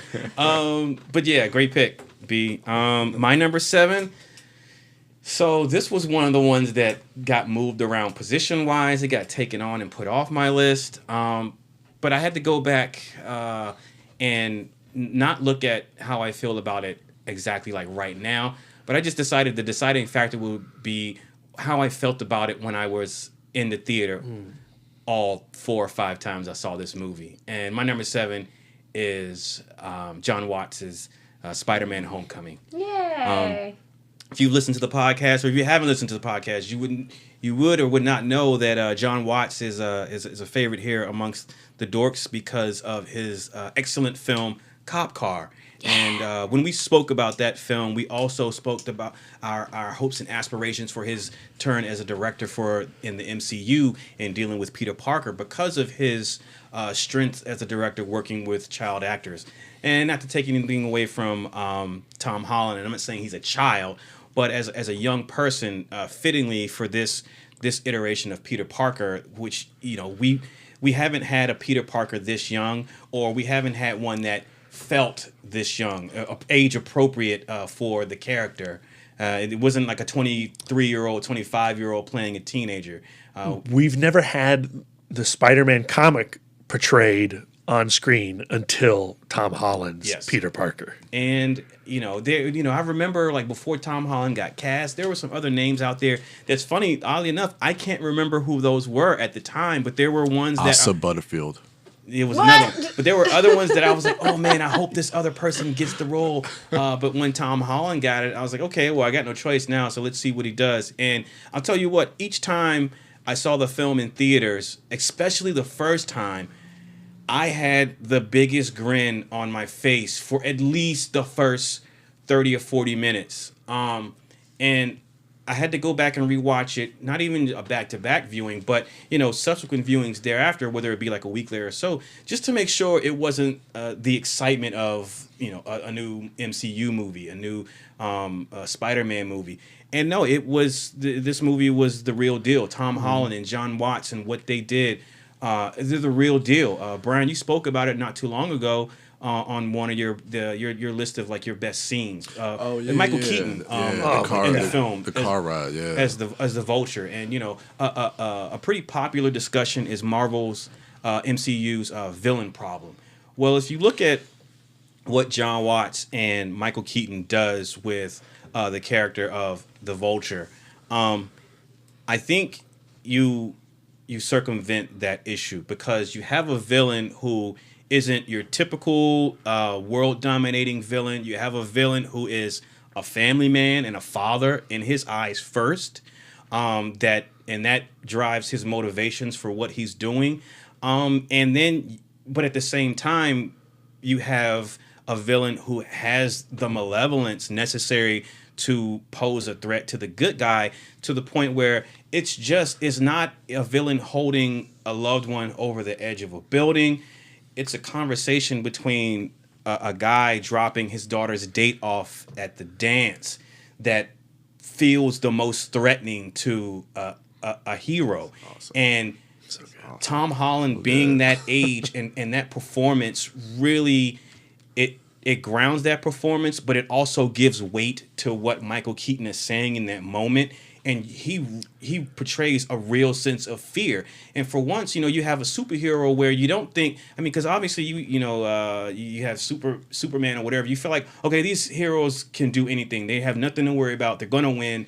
John Wick's gonna kill everybody. But in this moment, you have a superhero who shows vulnerability. And I think that's a testament to everybody involved, because once a hero is down at that level, whether it be because of a physical, emotional, external, existential adversity, when they rise up, when Peter is lifting the concrete off of him, when he's coming back from that, when he's overcoming that fear to face his adversary, it just makes it more heroic. It makes it more rousing, as an audience member, and it gives that character somewhere to go instead of just being always constantly at the top. And there's so many other great aspects to this film, whether it be the opening when you get a bridge between the events of Civil War and this film, or whether it be the high school scenes and how he's able to ground Peter and make him feel like a teenager because of that environment, and Peter balancing life as a high schooler and this newfound power. And Whether it be Ned. Or Ned. How great is that character? Not being envious of his friend, but being happy for his friend, like genuinely happy and supportive, and wanting to be the guy in the chair, and taking ownership of that and doing good work with it. And then how they just implemented some new things to give it a twist, like the AI in Parker's upgraded suit and things like that. So, did you know that the AI Karen is voiced by Jennifer Connelly? Yeah, Jennifer Connelly. Yeah.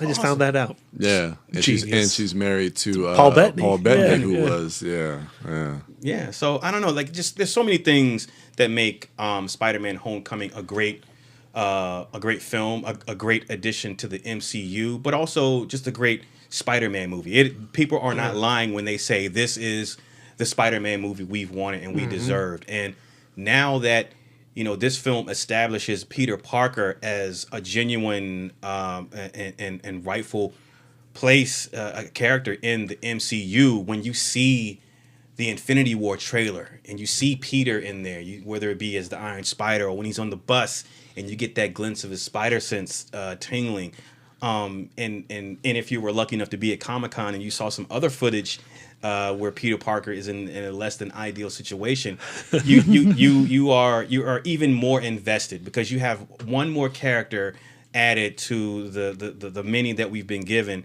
by the MCU, in which you care about. So these stakes that are raised now and that are at peak height with the full introduction of Thanos and his reign with the Infinity Gauntlet, like now.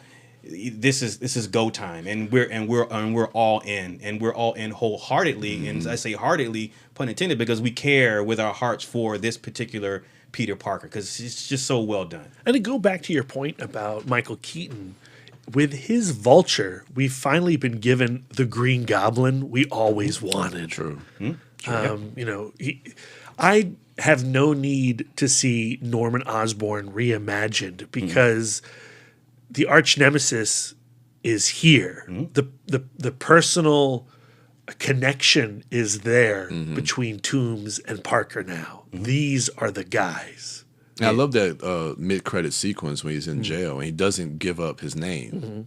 So yeah, that's awesome. Yeah, I'm curious to see what they do with the Vulture character going forward, if anything. Yeah, true. Such a great design too. Oh, I have the art of book for Spider-Man: Homecoming, and you see some concept art, but even what they ended up using in the film is just amazing design work. Especially because the Vulture generally is a pretty jacked up looking character with like a little weaselly little neck. Yeah. As a kid, I mean, in the comics, to this day, I've always been disappointed when I crack open an issue and it's like, oh, it's a Vulture story.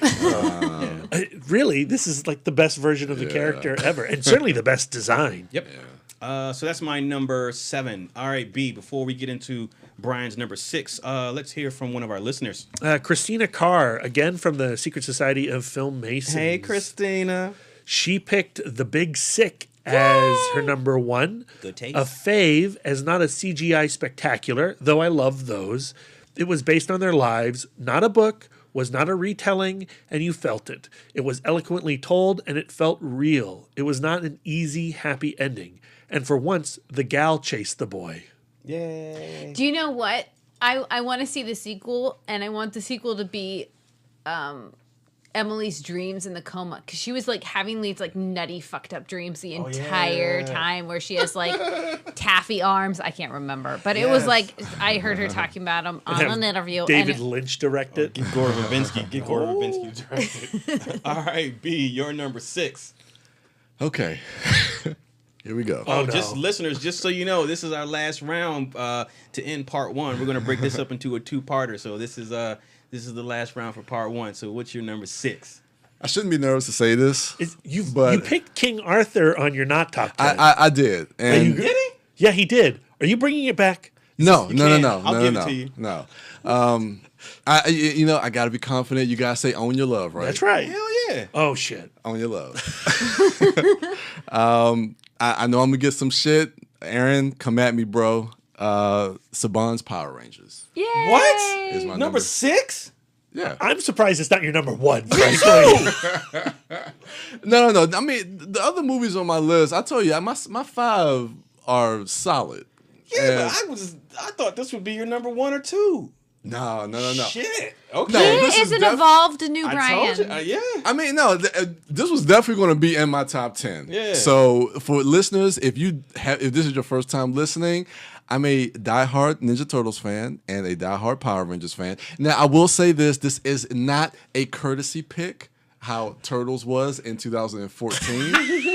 This truly is not a courtesy pick. I think you also did not see as many movies in 2014. True. It is by default. I only saw 10. Very, very true. But I can say without a doubt, when you're talking about list and subjectivity comes into this, and you're talking about favorite films, and I have to say without a doubt that Power Rangers was one of my favorite films of this past year. As a fan, being a fan, this movie really gave me everything that I would want from a Power Rangers film. It's the film that I have rewatched over.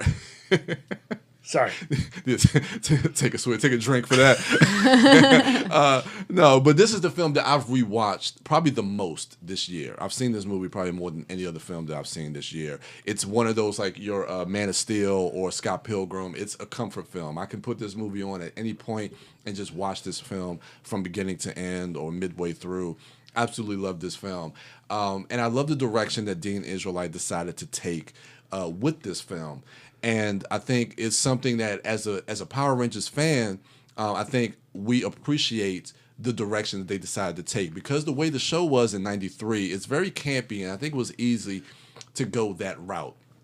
So what I really enjoy, and one thing I did want to bring up is, okay, we had Transformers that came out this year. And that's going to come up on Darren's list later. Don't worry. Spoiler. Dang. For me, I look at these Transformers films, and to me, they are just they don't bring anything to the cinematic landscape at this point. To me, they're just visual noise. They don't add anything to the conversation. And say what you will about Power Rangers, I appreciate the fact that this movie didn't go in that direction. They could have easily went into that direction. I like the fact that they took their time with focusing on character, with building the team so that it felt earned at the end of this film. And that's something that I like, especially when you're talking about the original cast of characters that I've grown to love. They've taken those characters and really deepened those characters and deepened those themes in this film. And again, sometimes I think that just the name itself gets a bad connotation because, Power Rangers is just, it is kind of a hokey name. But I think what they did with the film, they really did try to elevate the material for what this property is known for. And I appreciate that. And it's just, I don't know. And I love the cast. These 5 actors, the cast probably to me have some of the best chemistry that I've seen on screen this year. They have really just kind of cemented themselves as the Power Rangers for me. I love seeing this cast.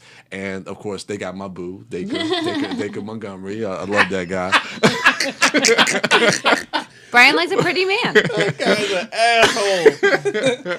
But yeah, I do, and I know I'm on this island on my own, and I get that, and I get how people see this film. I know Matt had it as one of his worst films. I saw his list. Now I respect that. I really do. I get it. It's not for everybody, but as a fan, it gave me everything that I wanted. It was by no means one of the worst films of this year. I'm sorry to the Omega Dork, but and maybe that's because I knew how much it meant to you, and watching it with you, it was just an experience unto itself. And so, I leech some of your joy when I was watching this movie. And no, I have not seen it since the theater, and I don't think I'll ever see it again. Yeah. But I had a good time with it.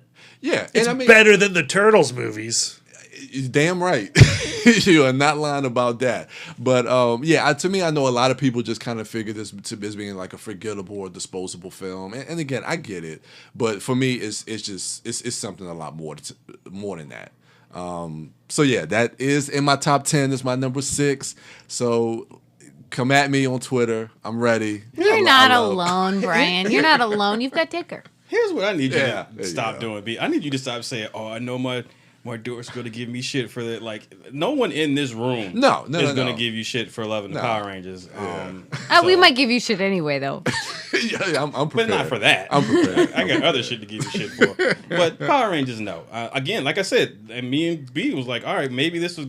I genuinely thought this was going to be your number 2 or number 1. I thought it was going to be in the top 5 for sure. Yeah. That's the only thing I'm shocked about. I was thinking about that, but no, my top 5 is really solid. I love... I like these other 5 crappy films he's just selected. Yeah, I know, right? All right. Okay, there you have it. Wife Dork. Yes. My number 6. No idea. Yeah, what is it? Hit me. What is it? My number 6 is a challenging film. It's a dark film. And it is 3 Billboards Outside Ebbing, Missouri. Yes. So to me, what this film is about is that even if you have the best intentions, if you have rage in your heart, or if you have hate in your heart, you will be a villain. If you're acting from a place of the second you can dehumanize another person, either rightfully or unrightfully. The second that you do that, you will do bad things and you will do bad works. It's like Penelope. It's like Penelope said, hate begets hate, and so the beginning of this film is just a match, and then you just see the fire spread. So at the opening of this film, Mildred, played by Frances McDormand, is so broken, and her daughter, who she had this really tense relationship, she has this really, her home life is very fiery and contemptuous and strifeful.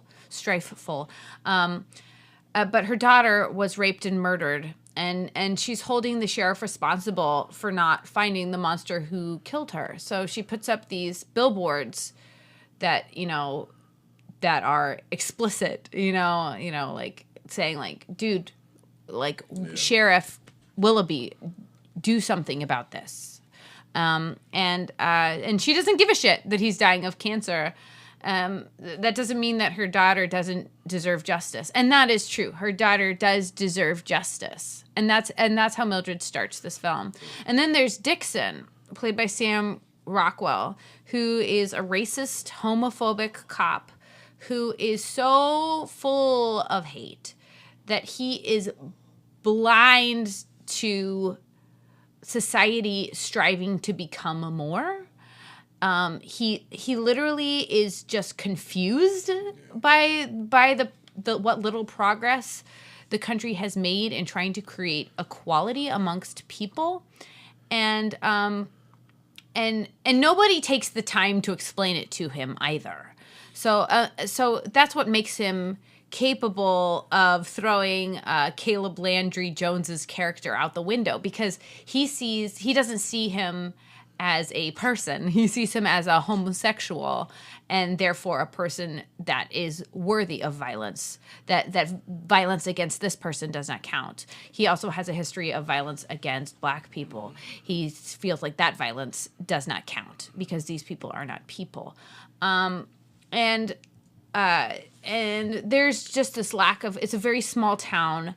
There's this lack of repercussion against him. So he's just kind of this chaotic force that is within this small community that no one is addressing because of, complacency on their part and the hate that is in their heart.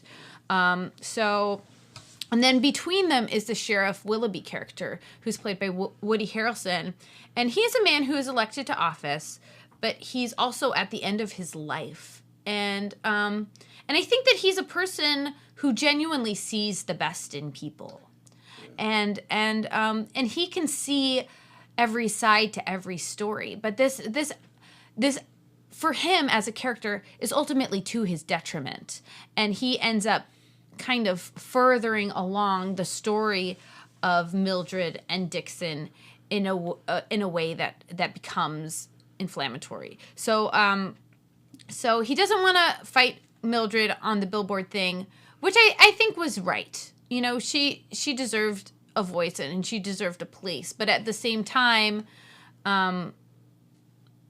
she's still acting irrationally. And she's becoming consumed. She's becoming consumed, but she understands that she needs to feel productive, even though the trail on her daughter's murder has gone like so much violence against women. It's just become cold. There's just nothing anybody can do, you know.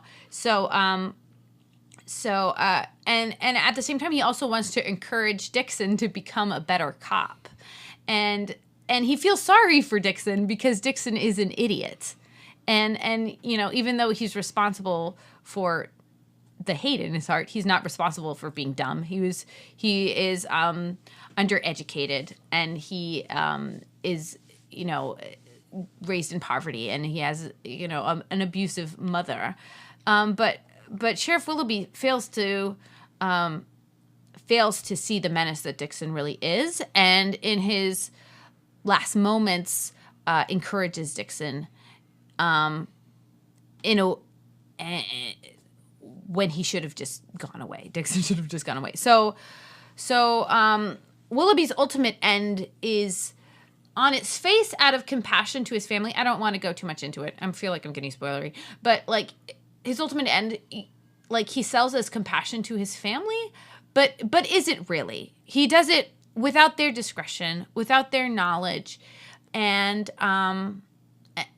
I think in a way where if I was his wife, I would want to know, like, you know, you are my partner. I need to be a part of your plan. You need to factor me into your plan. So he's trying to do the right thing, but he's just going about it in this kind of boneheaded way, in my opinion. So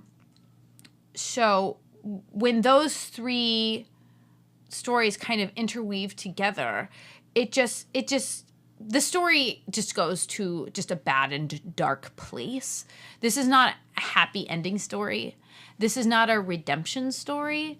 This is like a dominoes, where it's just like all of this.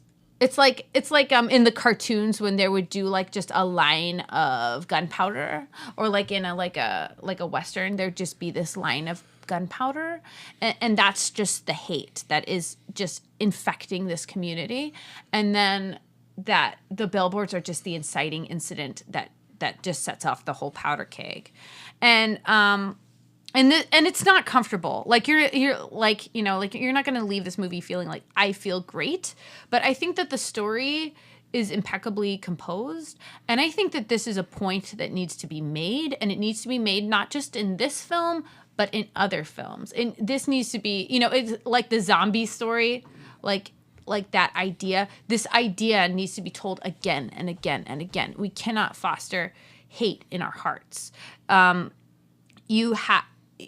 You know, if you see others as non-people, you will become a villain, and that is the truth. So there's been a lot of mixed reactions to this film, and I understand it because I do find it challenging. But on my first watch, this is the message that I got. This is that Frances McDormand, who had the potential to be, you know, she had it in her to become a loving mother and whatever.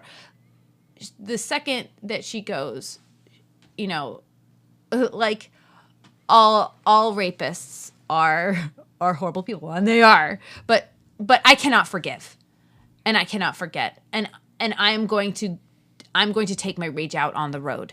That's when she becomes a villain. Yes. And where I will get in a car with Dixon. That's when she becomes a villain. So I don't know. Yeah, so it's my number 6. Just it was just very powerful. It's one of those where I'm like, am I gonna watch this again right away? Probably not. So but I do think that the fact that the story could be told is difficult, and I think that a really interesting conversation. Yeah. So my number 6. Great pick. B, your number 6. My number 6 is Baby Driver. Yeah. And sort of like with Colossal, when I saw Baby Driver for the first time, I thought, yeah, that's my favorite film of the new year. And nope, 5 more films come around the corner. Edgar Wright has produced the first musical action car chase film. Ansel Elgort is this adorable criminal. He's totally charming, but not typical of this type of movie, the type of character that you would see behind the wheel. And he's kind of a character that can only exist in movies. The film is totally a movie. Sort of like what Quentin Tarantino does in the fact that he absorbs every film he's ever loved and then he spits it out in a unique, totally Tarantino way. Edgar Wright has done the same thing with Baby Driver. And it feels like Baby Driver is the culmination of all of his films and his technique and his craft. It's astonishing to watch the editing of this movie. It's beautiful. It's challenging to watch in the sense of how did they do that? Because I've found myself, I've watched it several times now, and on some watches I just let it wash over me. Like the first time I saw it, just wash over me. And then other times I'm totally aware of where the camera is, where the cuts are, when the music comes in, how it's all stitched and spliced together. It can be an exhilarating watch unto itself. But the cast is phenomenal. I've already said Ansel Elgort. I love him. I love Lily Collins. But Jamie Foxx and Flea and John Bernthal and Kevin Spacey,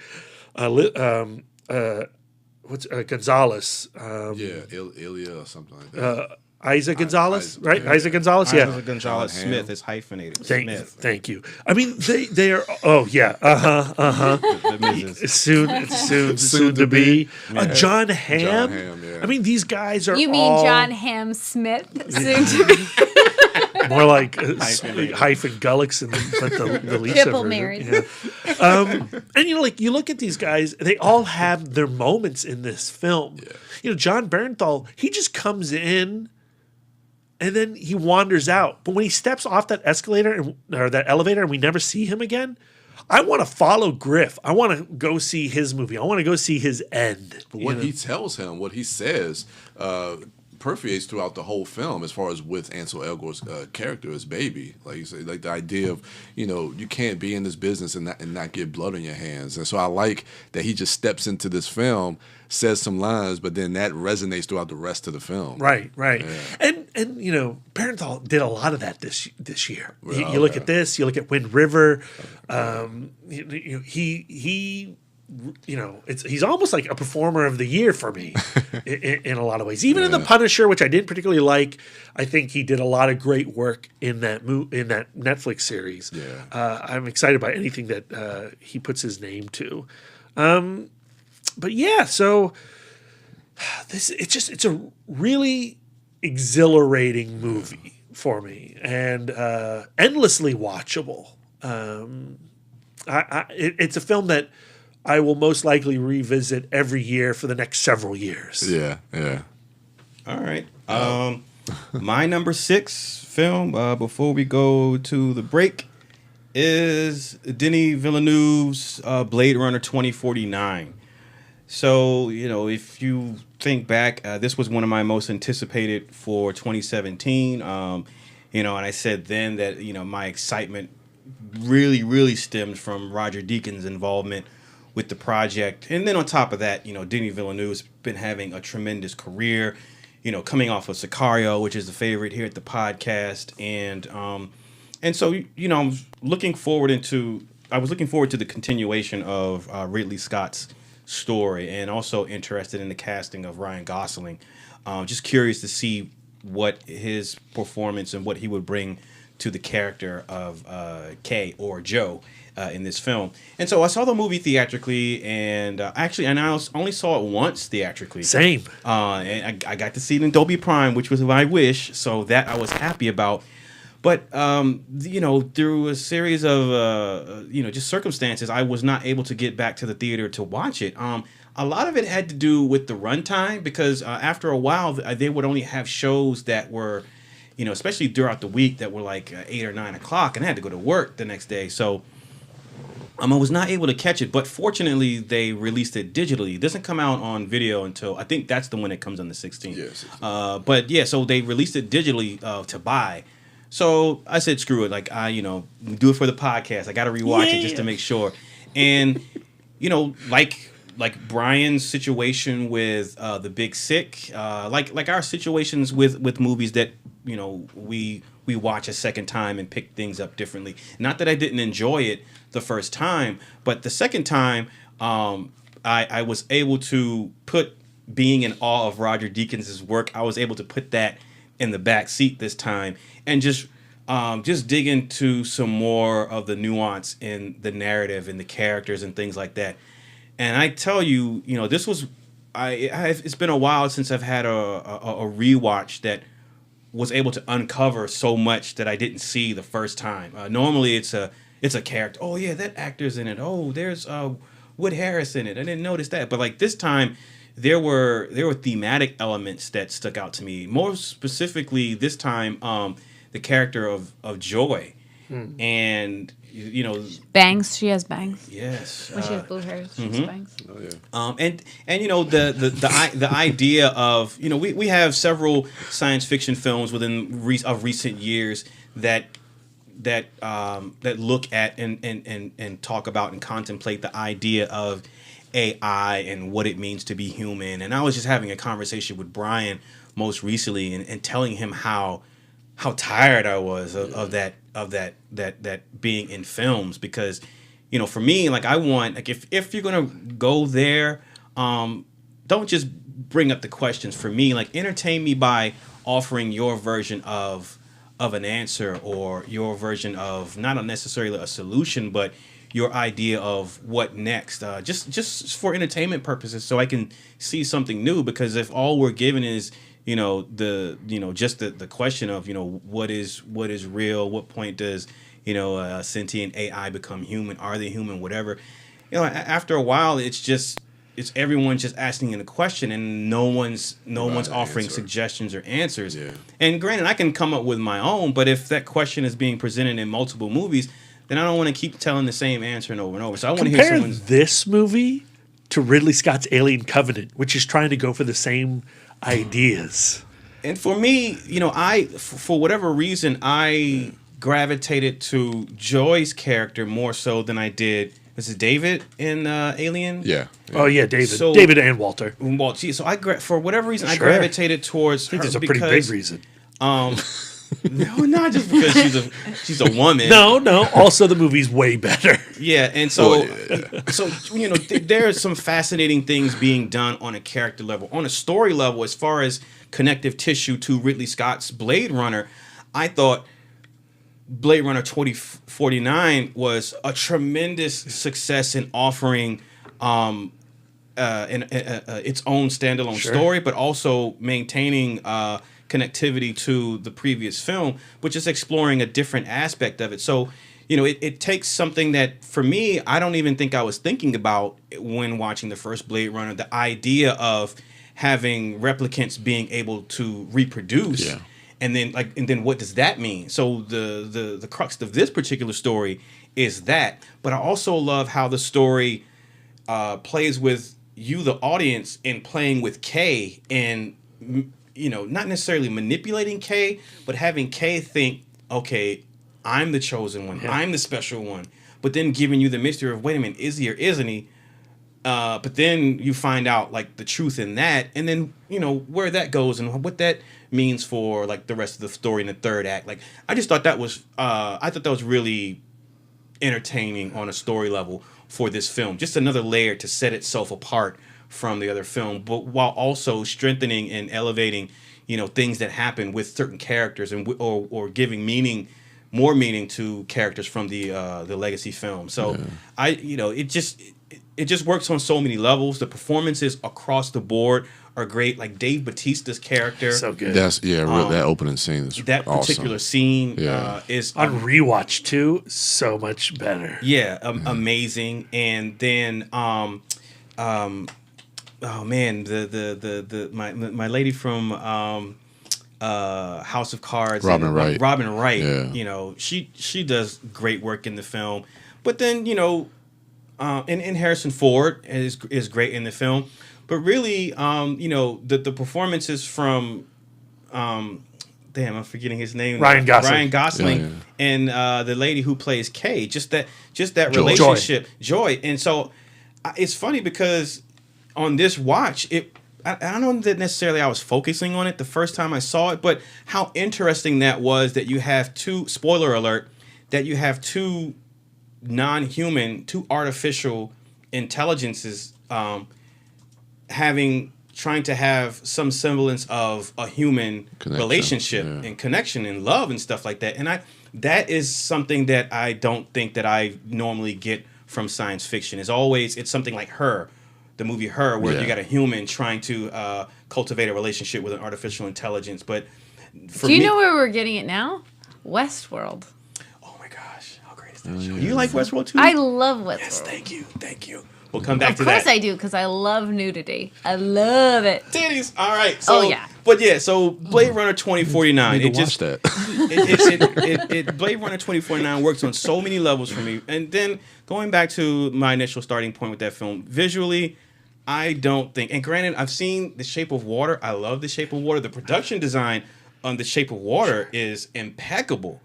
Parallel themes as well. Yes, but for me, especially during revisit, because I've only seen The Shape of Water once, but during revisit, I feel comfortable in saying that Roger Deakins has done the best work of his esteemed career in Blade Runner 2049. There is no better looking movie than Blade Runner 2049. To be able to make a desolate, post-apocalyptic this year, no better movie. To be able to make a desolate, post-apocalyptic, futuristic wasteland of a world look that unique and vibrant and filled with so much life, I think is a testament. And the fact that the way that they did it with the miniatures, using as less green screen as possible, because Denis Villeneuve said he does not. The lighting in this film is astonishing. Astonishing. And so, that is a disc that I'm looking forward to in 4K. But yeah, just it's a science fiction film. Unlike the first Blade Runner, I do see myself going back to revisit. And the length of it didn't bother me at all this time. Yeah, I mean, I agree with you. The reason I didn't see it a second time is because of the length and because it didn't succeed as well as they were hoping. They had less screens that they were showing it on. Yeah. And they were showing it in the smaller, crappier theaters. At 10 o'clock at night. At 10 o'clock at night. So I never went back to go see it. I really wish I had seen it at the Udvar Hazy IMAX presentation. I saw it twice in the theater. Granted, the first time I fell asleep. Not the movie's fault. I get sleepy BB. But, and again, to echo your point, Darren, it is a miraculous sequel to the original film. It does feel like it's in that first film's future, and that these ideas have progressed, and tone and pacing, the parallel of the tone and the pacing, is keeping the noir attitude of the original movie. This is my 11th favorite film of the year. Yeah. It kills me that it's not in my top 10. Yeah. Give a few more rewatches and maybe it will. I too can't wait for that Blu-ray. Yeah. And Brian, if Deakins doesn't get an Academy Award this year, and I would love for him he's too. Deserved it so many times. It is criminal. We need to take the Academy to jail. No, I agree, and I hope this is his year. But it's not. I mean, Shape of Water is going to win. I agree. I think Shape of Water is just a beautifully shot film. It is. I'm not taking anything away from Shape of Water or Mudbound. Yeah. But Blade Runner 2049, it's gorgeous. You put that movie on mute. You put that movie on pause, and it's still a masterpiece. At any point. Oh, yeah. Yes. Yeah, I agree. Hopefully this is his year. No, it's not, and I hate it. That's so fucking sad. That's insane. But it's totally in keeping with Blade Runner. Yeah. It's just the original film and this film just was not in the headspace of 2017. Mm-hmm. Just the way like the original wasn't in the headspace of 1982. Yeah. Well, ladies and gentlemen, you have survived the Dorkies 2017 Part 1. Stay tuned. We will have Part 2 where we go through picks 5 through 1. And again, Darren's number 5, 4, 3, 2, and 1 is The Last Night. Yeah. Curveball. Yeah, he told me. So, God damn it, spoilers, man. I wanted to break That's it to when the listeners gently. he reveals his new tattoo. I have two. I have the Autobot and the Decepticon. I think it's Bumblebee saying, "Sting like a bee." All right, ladies and gentlemen, hit us up on social media at ITMODcast. You can follow the Turtle Dork at the Turtle Dork on Twitter, at the Turtle Dork 1 on Instagram, and Brian William Young on Facebook. Wife Dork is at Sidewalk Siren on Twitter, Instagram, and Letterboxd. And yes, definitely on Letterboxd, I will be putting up, as soon as these eps drop, my top 25 of 2017, which now contains 47 movies. Brimstone and Glory is my number 47. Yes. If you want to see where Blade Runner 2049 lands, it's my number 29. Yes. You gotta follow me. Yes, I love it. Also, follow Mouth Dork at Mouth Dork on Twitter, Instagram, Facebook, Letterboxd, and Untapped. I'm Darren Smith, the Disco Dork, on all social medias.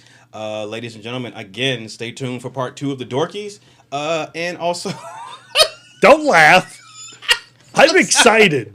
And also be on the lookout for our review cast of Proud Mary, the Taraji P. Henson action pick coming up.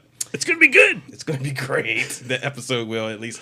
That's going to do it for us. Thank you all for listening. Happy New Year. And until next time.